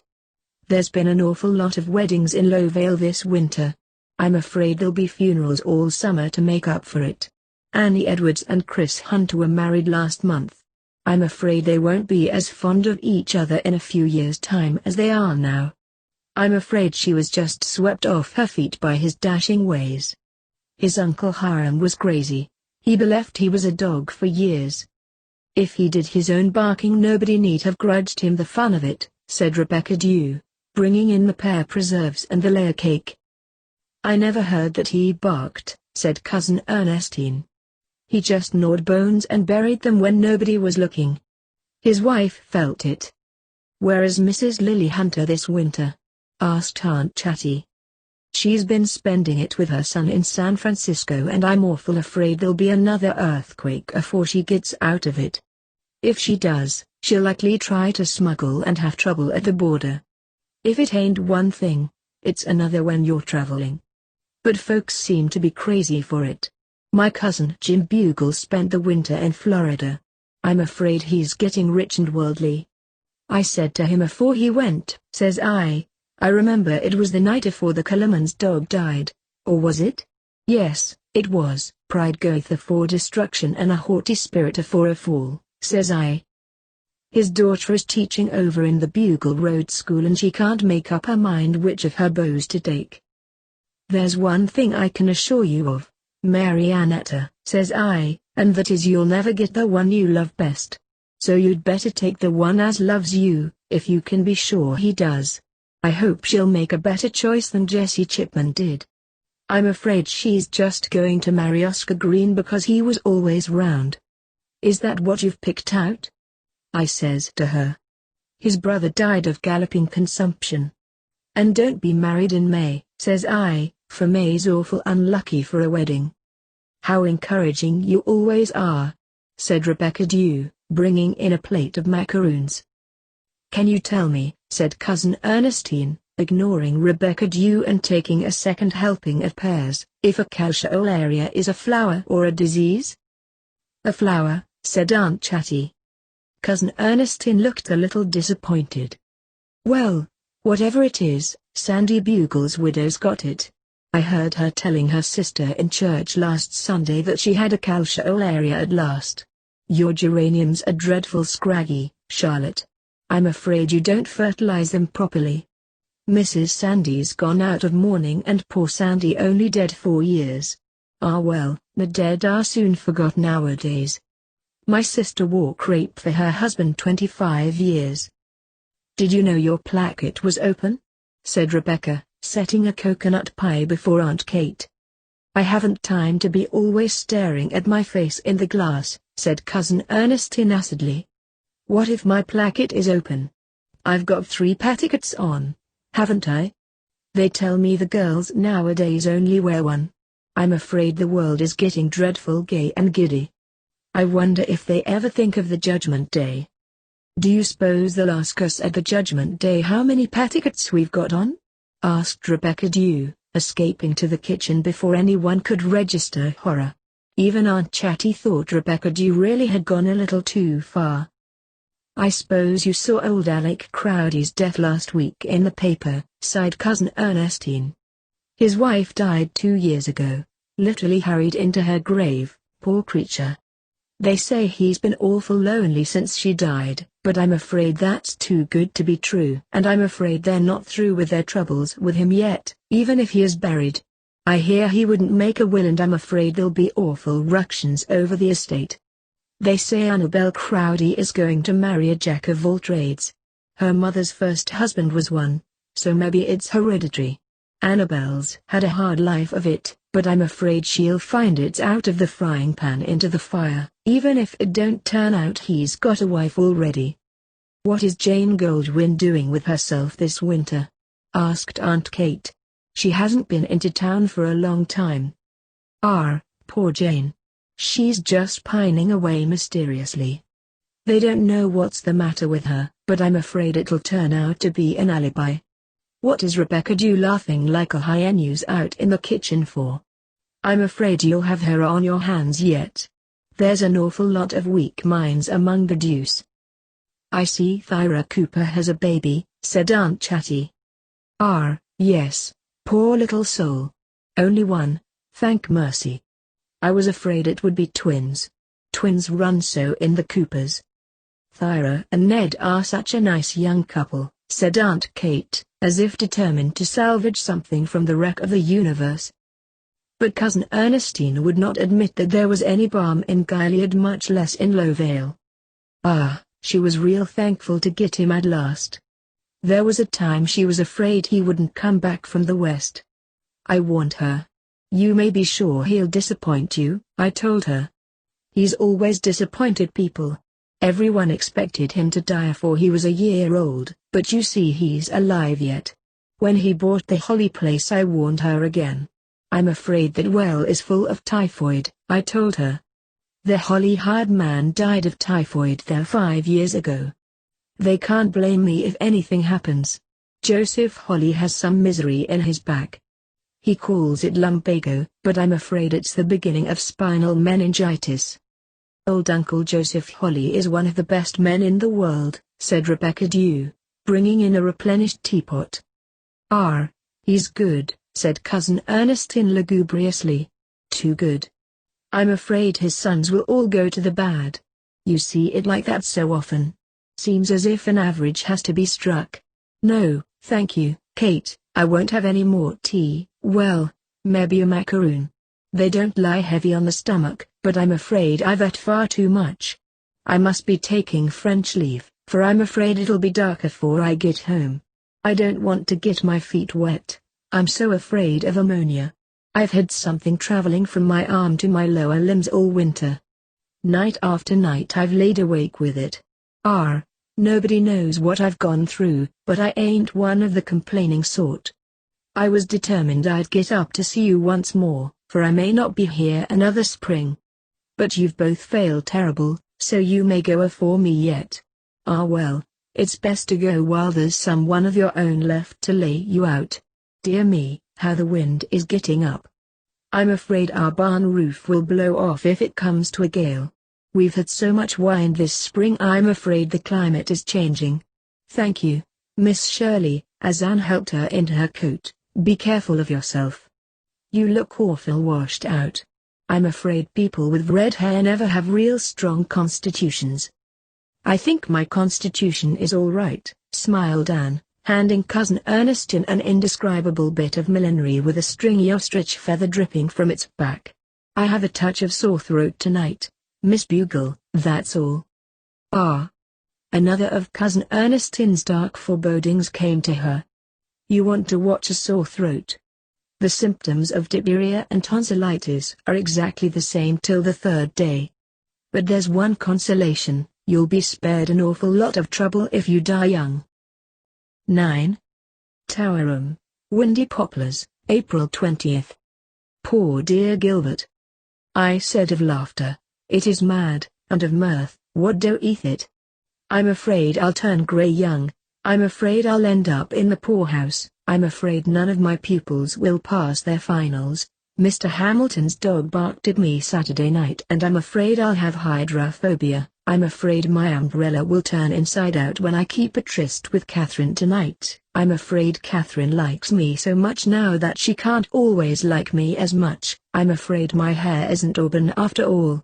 I'm afraid I'll have a mole on the end of my nose when I'm 50. I'm afraid my school is a fire trap. I'm afraid I'll find a mouse in my bed tonight. I'm afraid you got engaged to me just because I was always around. I'm afraid I'll soon be picking at the counterpane. No, dearest, I'm not crazy, not yet. It's only that Cousin Ernestine Bugle is catching. I know now why Rebecca Dew has always called her Miss Much Afraid. The poor soul has borrowed so much trouble, she must be hopelessly in debt to fate. There are so many Bugles in the world, not many quite so far gone in Buglism as Cousin Ernestine, perhaps, but so many killjoys, afraid to enjoy today because of what tomorrow will bring. Gilbert, darling, don't let's ever be afraid of things. It's such dreadful slavery. Let's be daring and adventurous and expectant. Let's dance to meet life and all it can bring to us, even if it brings scads of trouble and typhoid and twins. Today has been a day dropped out of June into April. The snow is all gone and the fawn meadows and golden hills just sing of spring. I know I heard pan piping in the little green hollow in my maple bush and my storm king was bannered with the airiest of purple hazes. We've had a great deal of rain lately and I've loved sitting in my tower in the still, wet hours of the spring twilights. But tonight is a gusty, hurrying night. Even the clouds racing over the sky are in a hurry and the moonlight that gushes out between them is in a hurry to flood the world. Suppose, Gilbert, we were walking hand in hand down one of the long roads in Avonlea tonight. Gilbert, I'm afraid I'm scandalously in love with you. You don't think it's irreverent, do you? But then, you're not a minister. 10. I'm so different, sighed Hazel. It was really dreadful to be so different from other people, and yet rather wonderful, too, as if you were a being strayed from another star. Hazel would not have been one of the common herd for anything, no matter what she suffered by reason of her differentness. Everybody is different, said Anne amusedly. You are smiling. Hazel clasped a pair of very white, very dimpled hands and gazed adoringly at Anne. She emphasized at least one syllable in every word she uttered. You have such a fascinating smile, such a haunting smile. I knew the moment I first saw you that you would understand everything. We are on the same plane. Sometimes I think I must be psychic, Miss Shirley. I always know so instinctively the moment I meet anyone whether I am going to like them or not. I felt at once that you were sympathetic, that you would understand. It's so sweet to be understood.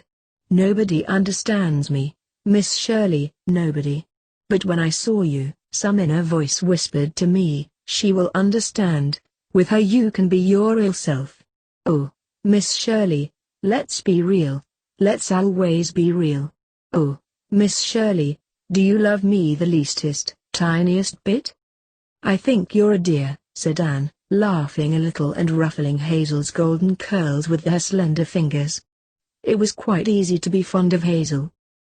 Hazel had been pouring out her soul to Anne in the tower room, from which they could see a young moon hanging over the harbor and the twilight of a late May evening filling the crimson cups of the tulips below the windows. "Don't let's have any light yet," Hazel had begged, and Anne had responded. "No, it's lovely here when the dark is your friend, isn't it? When you turn on the light, it makes the dark your enemy, and it glowers in at you resentfully." "I can think things like that, but I can never express them so beautifully," moaned Hazel in an anguish of rapture. "You talk in the language of the violets, Miss Shirley." Hazel couldn't have explained in the least what she meant by that, but it didn't matter. It sounded so poetic. The tower room was the only peaceful room in the house. Rebecca Dew had said that morning, with a hunted look, "We must get the parlor and spare room papered before the ladies' aid meets here," and had forthwith removed all the furniture from both to make way for a paper hanger who then refused to come until the next day. Windy Poplars was a wilderness of confusion, with one sole oasis in the tower room. Hazel Ma had a notorious crush on Anne. The Ma's were newcomers in Summerside, having moved from Charlottetown during the winter. Hazel was an October blonde, as she liked to describe herself, with hair of golden bronze and brown eyes, and, so Rebecca Dew declared, had never been much good in the world since she found out she was pretty. But Hazel was popular, especially among the boys, who found her eyes and curls a quite irresistible combination. Anne liked her. Earlier in the evening she had been tired and a trifle pessimistic, with the fag that comes with late afternoon in a schoolroom, but she felt rested now, whether as a result of the May breeze, sweet with apple blossom, blowing in at the window, or of Hazel's chatter, she could not have told. Perhaps both. Somehow, to Anne, Hazel recalled her own early youth, with all its raptures and ideals and romantic visions. Hazel caught Anne's hand and pressed her lips to it reverently. "I hate all the people you have loved before me, Miss Shirley. I hate all the other people you love now. I want to possess you exclusively. Aren't you a bit unreasonable, honey? You love other people besides me. How about Terry, for example?" "Oh, Miss Shirley. It's that I want to talk to you about. I can't endure it in silence any longer, I cannot. I must talk to someone about it, someone who understands. I went out the night before last and walked round and round the pond all night, well, nearly, till 12, anyhow. I've suffered everything, everything." Hazel looked as tragic as a round, pink and white face, long-lashed eyes and a halo of curls would let her. "Why, Hazel dear, I thought you and Terry were so happy, that everything was settled."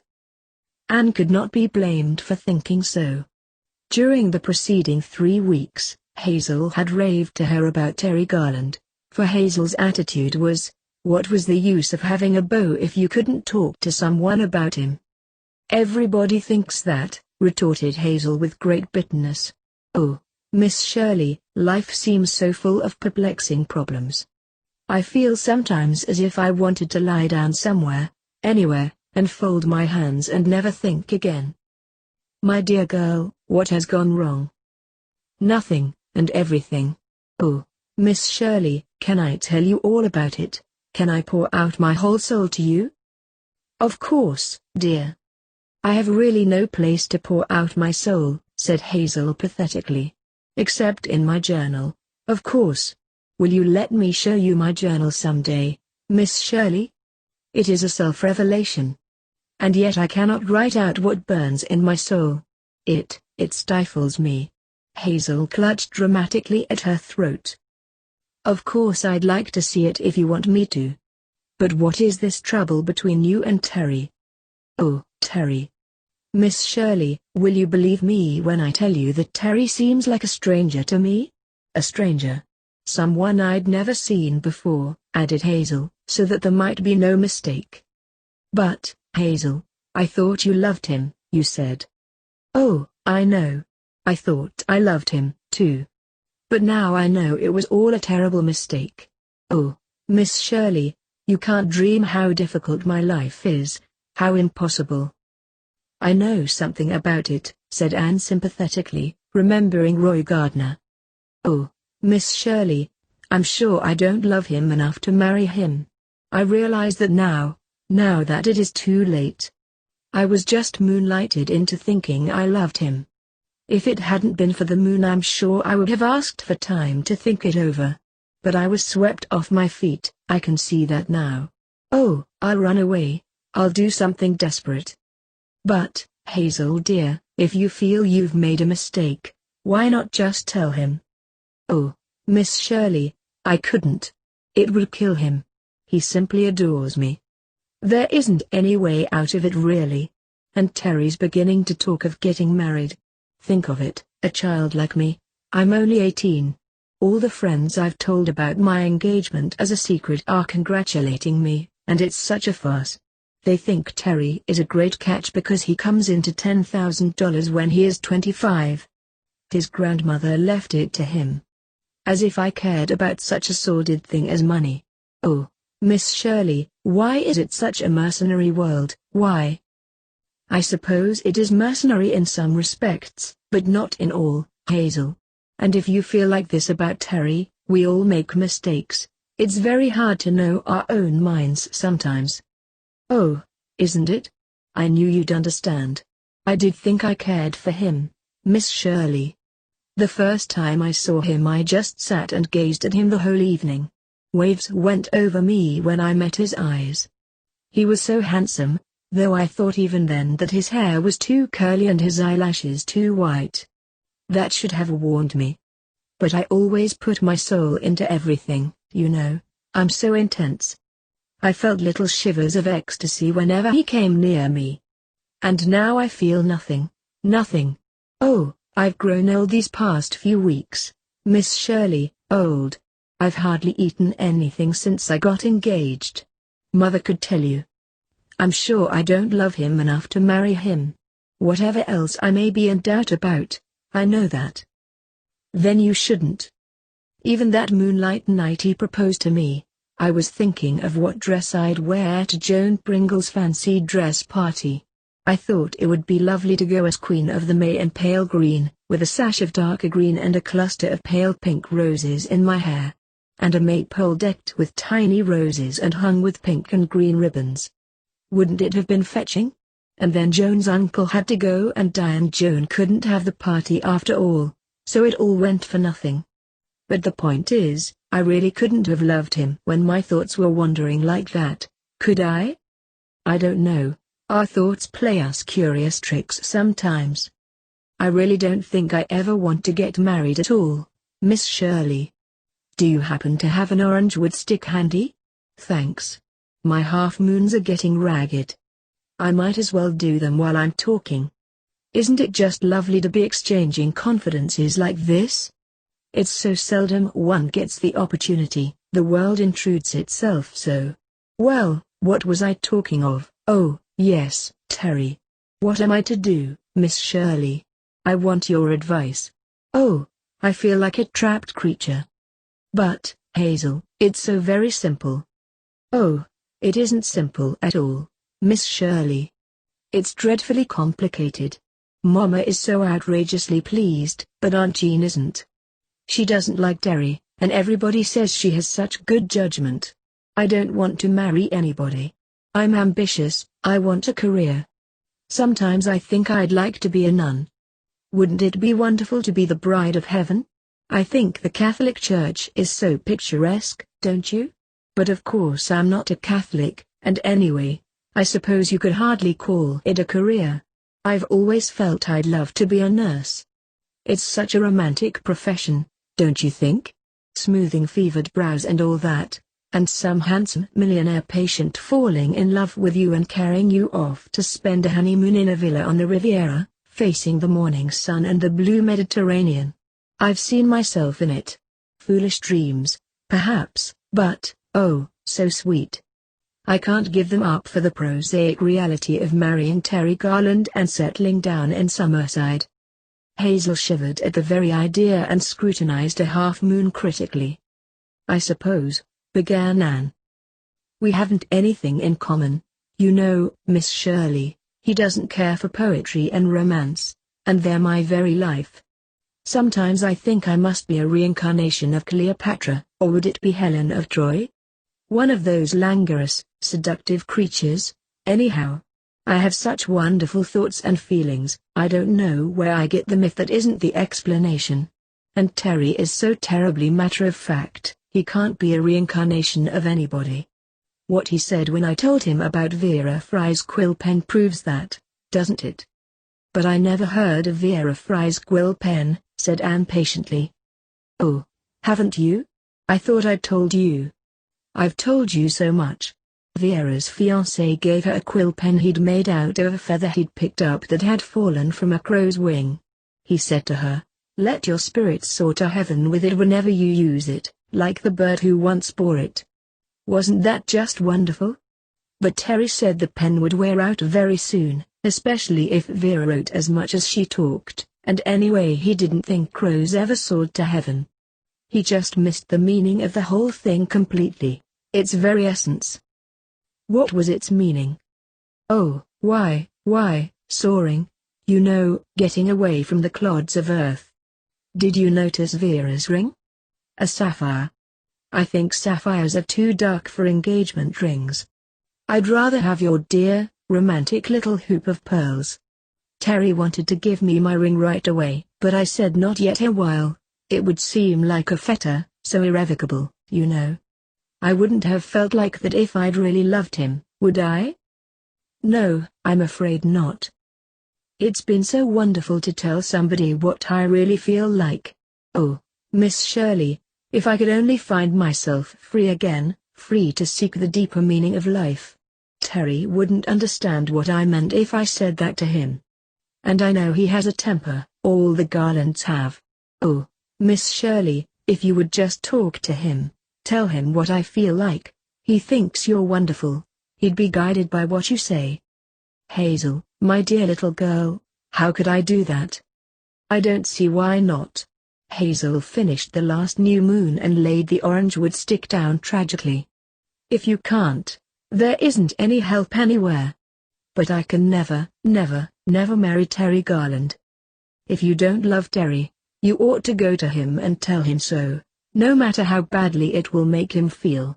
Someday you'll meet someone you can really love, Hazel dear. You won't have any doubts then, you'll know.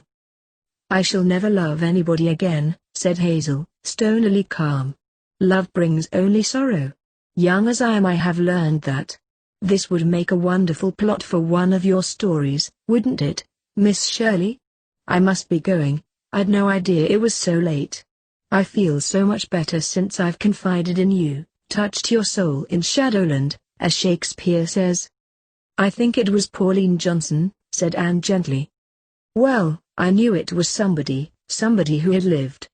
I think I shall sleep tonight, Miss Shirley. I've hardly slept since I found myself engaged to Terry, without the least notion how it had all come about. Hazel fluffed out her hair and put on her hat, a hat with a rosy lining to its brim and rosy blossoms around it. She looked so distractingly pretty in it that Anne kissed her impulsively. You're the prettiest thing, darling, she said admiringly. Hazel stood very still. Then she lifted her eyes and stared clear through the ceiling of the tower room, clear through the attic above it, and sought the stars. I shall never forget this wonderful moment, Miss Shirley, she murmured rapturously. I feel that my beauty, if I have any, has been consecrated. Oh, Miss Shirley, you don't know how really terrible it is to have a reputation for beauty and to be always afraid that when people meet you they will not think you as pretty as you were reported to be. It's torture. Sometimes I just die of mortification because I fancy I can see they're disappointed. Perhaps it's only my imagination. I'm so imaginative, too much so for my own good, I fear. I imagined I was in love with Terry, you see.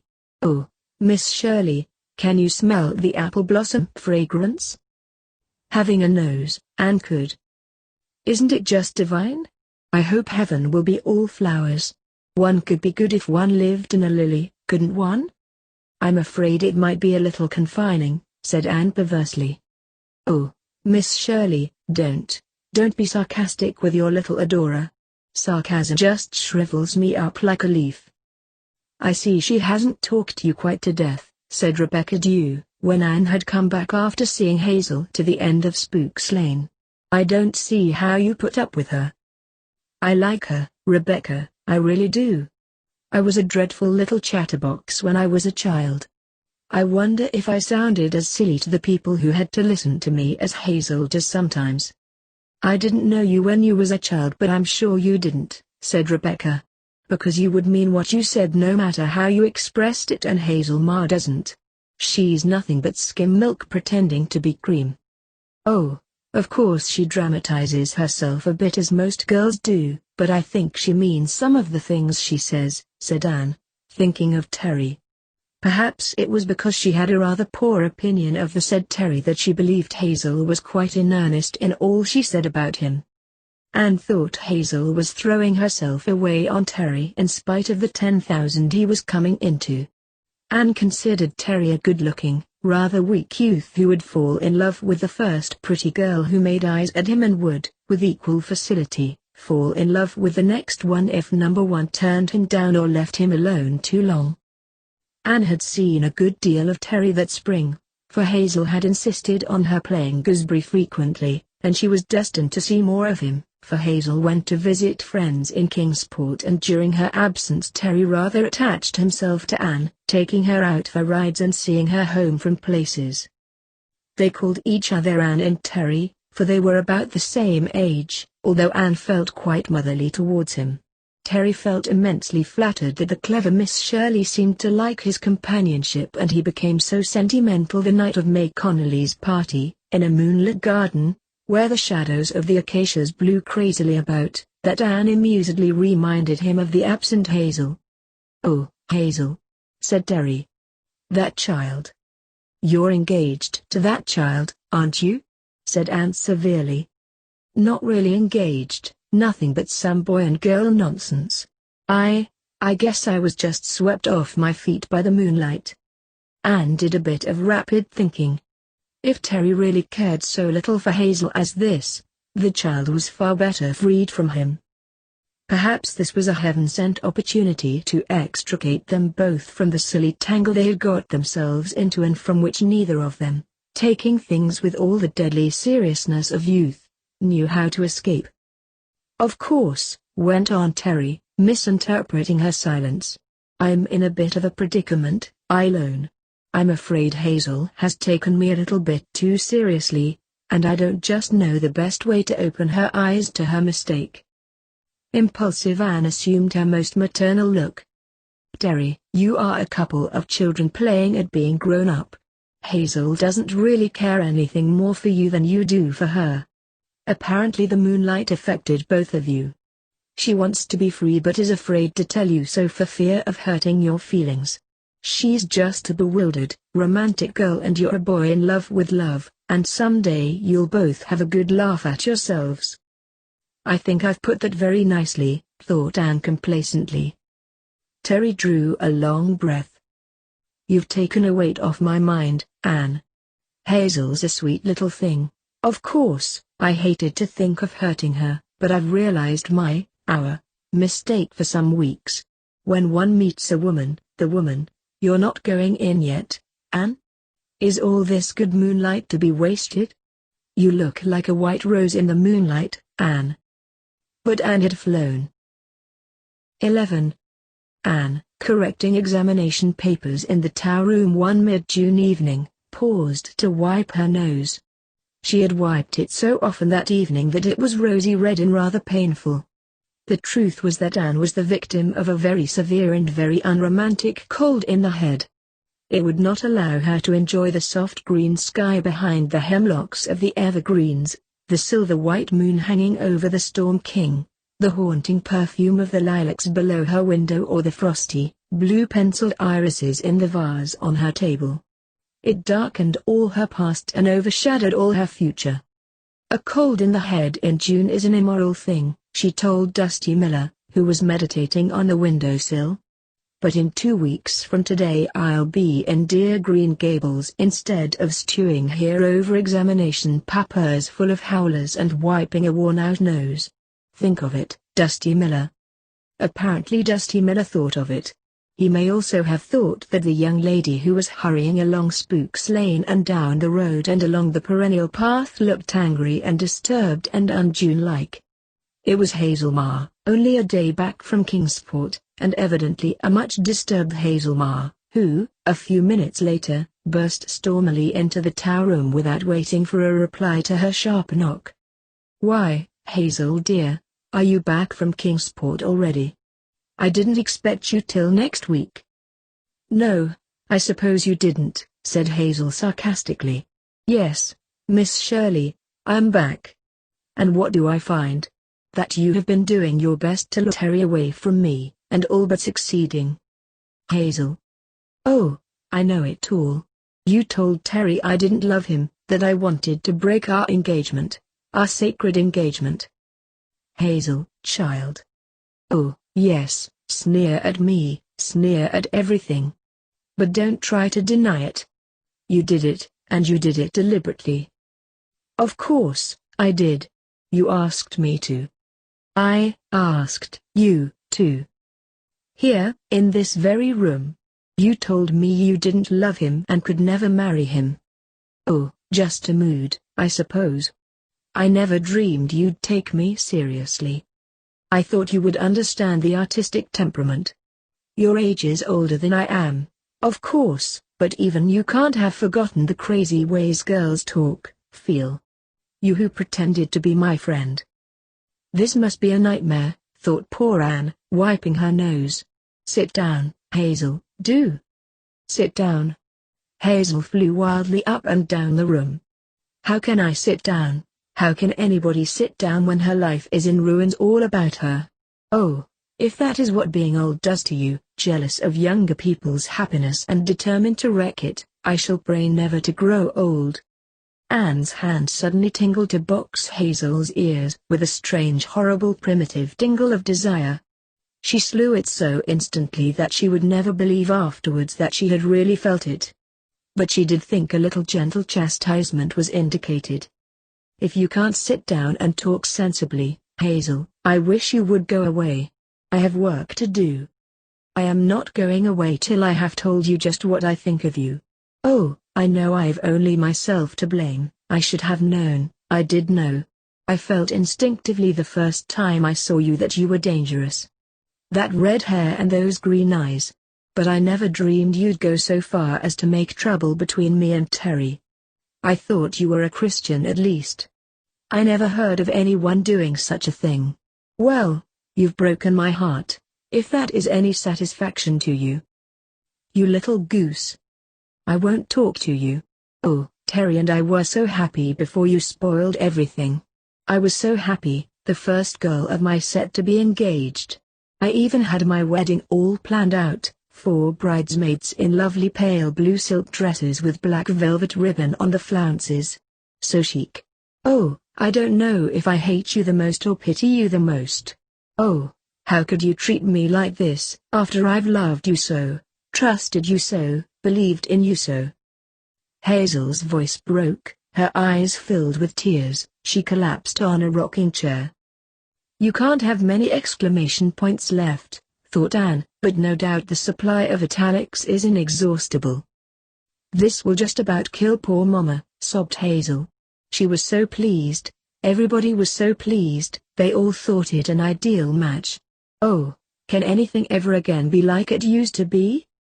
"Wait till the next moonlight night and try," said Anne gently. "Oh, yes, laugh, Miss Shirley, laugh at my suffering. I have not the least doubt that you find it all very amusing indeed.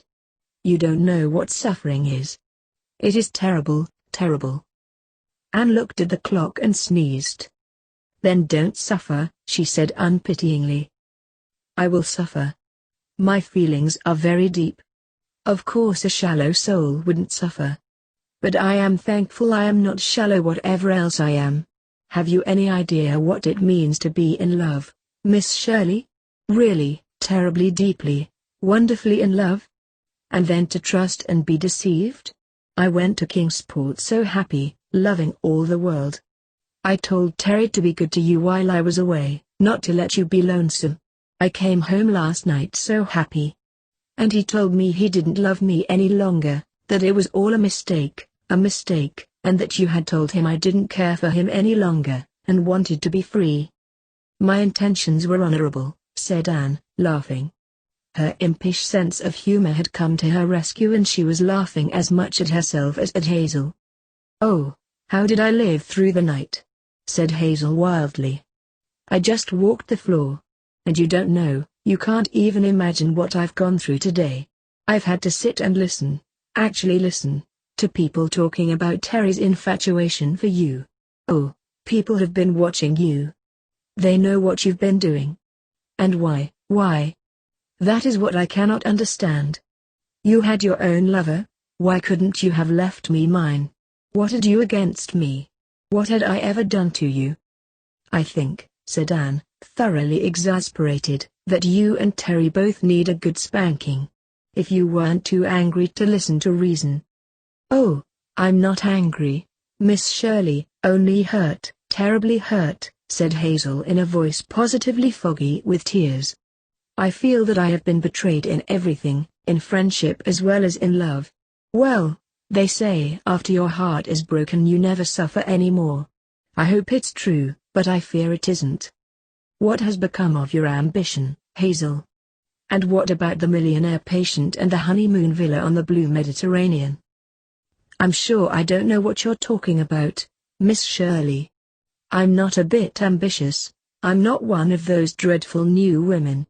My highest ambition was to be a happy wife and make a happy home for my husband. Was. To think it should be in the past tense.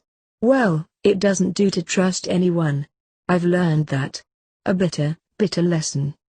Hazel wiped her eyes and Anne wiped her nose, and Dusty Miller glared at the evening star with the expression of a misanthrope. You'd better go, I think, Hazel.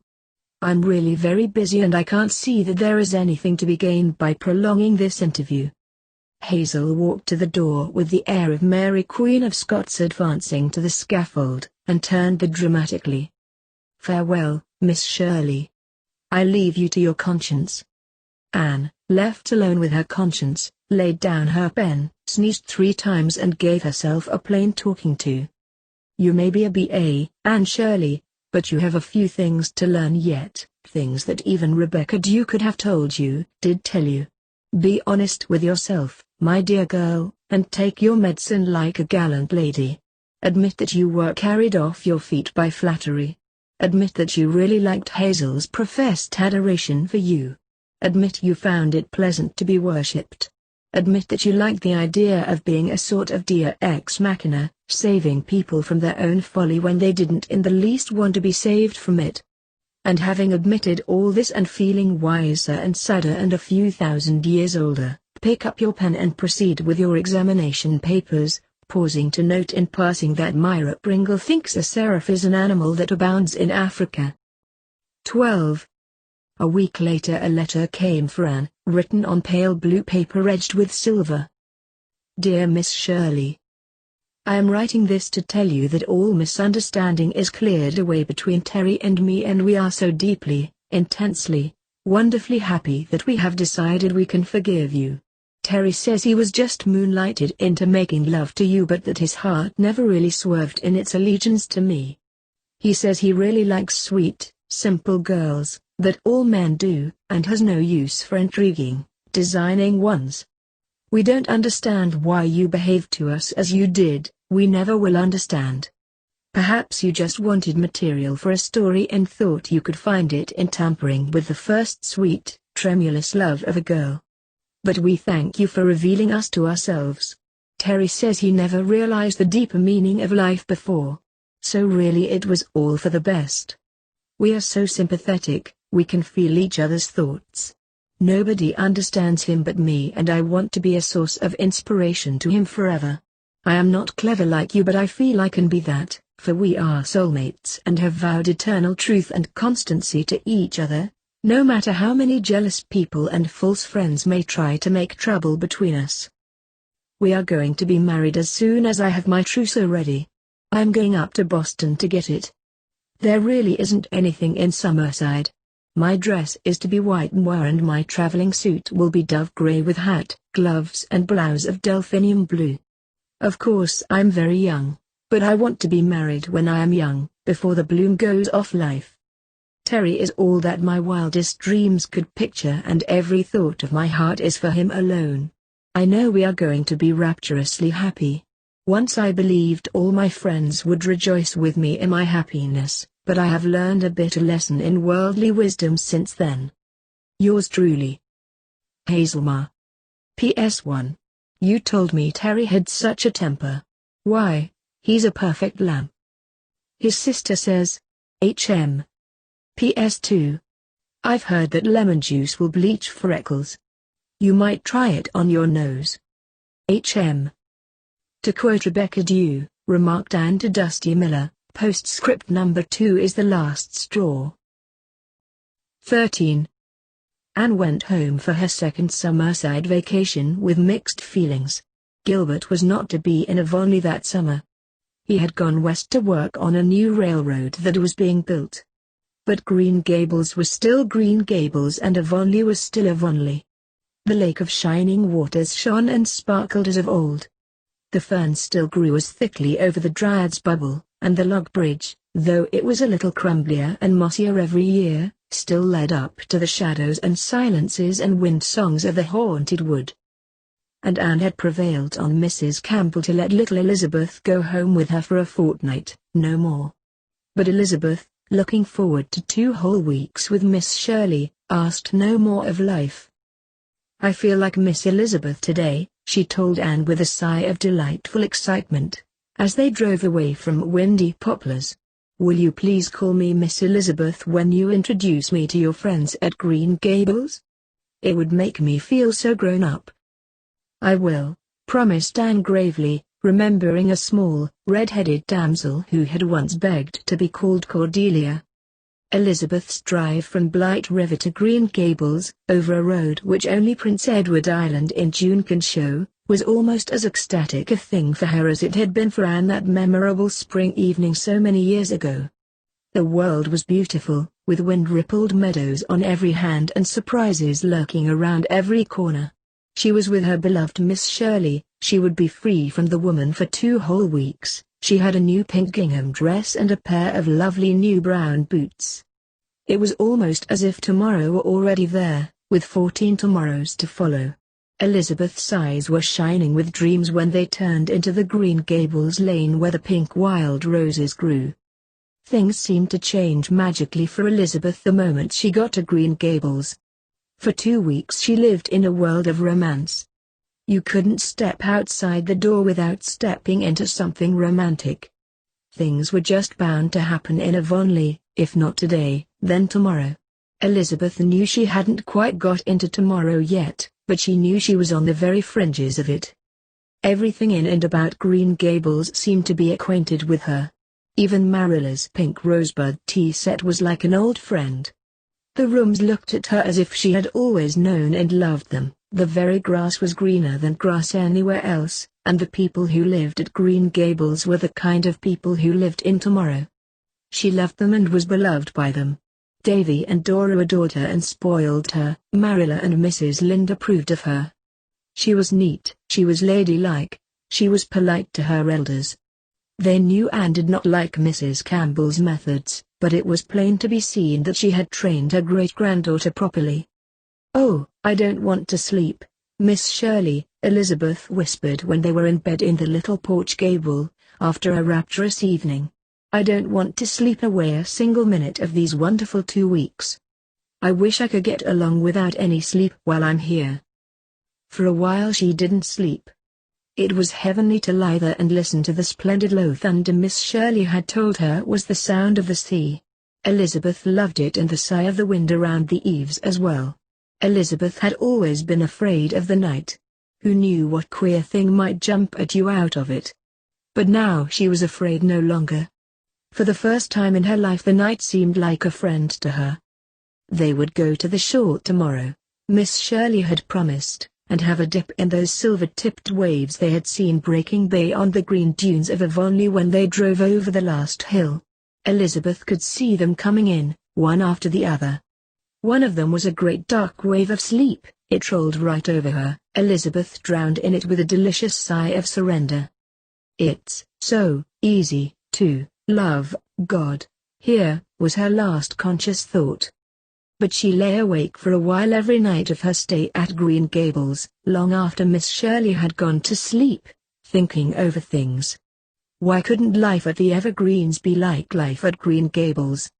Elizabeth had never lived where she could make a noise if she wanted to. Everybody at the Evergreens had to move softly, speak softly, even, so Elizabeth felt, think softly. There were times when Elizabeth desired perversely to yell loud and long. You may make all the noise you want to hear, Anne had told her. But it was strange, she no longer wanted to yell, now that there was nothing to prevent her. She liked to go quietly, stepping gently among all the lovely things around her. But Elizabeth learned to laugh during that sojourn at Green Gables. And when she went back to Summerside she car-ride delightful memories with her and left equally delightful ones behind her. To the Green Gables folks, Green Gables seemed for months full of memories of little Elizabeth. For little Elizabeth she was to them in spite of the fact that Anne had solemnly introduced her as Miss Elizabeth. She was so tiny, so golden, so elf-like, that they couldn't think of her as anything but little Elizabeth dancing in a twilight garden among the white June lilies, coiled up on a bough of the big Duchess apple tree reading fairy tales, unlet and unhindered. Little Elizabeth half drowned in a field of buttercups where her golden head seemed just a larger buttercup, chasing silver-green moths or trying to count the fireflies in Lover's Lane, listening to the bumblebees zooming in the Canterbury bells, being fed strawberries and cream by Dora in the pantry or eating red currants with her in the yard. Red currants are such beautiful things, aren't they, Dora? It's just like eating jewels, isn't it? Little Elizabeth singing to herself in the haunted dusk of the firs, with fingers sweet from gathering the big, fat, pink cabbage roses, gazing at the great moon hanging over the brook valley. I think the moon has worried eyes, don't you, Mrs. Lynde? Crying bitterly because a chapter in the serial story in Davy's magazine left the hero in a sad predicament. Oh, Miss Shirley, I'm sure he can never live through it. Little Elizabeth curled up, all flushed and sweet like a wild rose, for an afternoon nap on the kitchen sofa with Dora's kittens cuddled about her, shrieking with laughter to see the wind blowing the dignified old hens' tails over their backs. Could it be little Elizabeth laughing like that? Helping Anne frost cupcakes, Mrs. Lynde cut the patches for a new double Irish chain quilt, and Dora rubbed the old brass candlesticks till they could see their faces in them, cutting out tiny biscuits with a thimble under Marilla's tutelage. Why, the Green Gables folks could hardly look at a place or thing without being reminded of little Elizabeth. I wonder if I'll ever have such a happy fortnight again, thought little Elizabeth, as she drove away from Green Gables. The road to the station was just as beautiful as it had been 2 weeks before, but half the time little Elizabeth couldn't see it for tears. I couldn't have believed I'd miss a child so much, said Mrs. Lynde. When little Elizabeth went, Catherine Brooke and her dog came for the rest of the summer. Catherine had resigned from the staff of the high school at the close of the year and meant to go to Redmond in the fall to take a secretarial course at Redmond University. Anne had advised this. I know you'd like it and you've never liked teaching, said the latter, as they sat one evening in a ferny corner of a clover field and watched the glories of a sunset sky. Life owes me something more than it has paid me and I'm going out to collect it, said Catherine decidedly. I feel so much younger than I did this time last year, she added with a laugh. I'm sure it's the best thing for you to do, but I hate to think of Summerside in the High without you. What will the tower room be like next year without our evenings of confab and argument, and our hours of foolishness, when we turned everybody and everything into a joke? End of Part 2.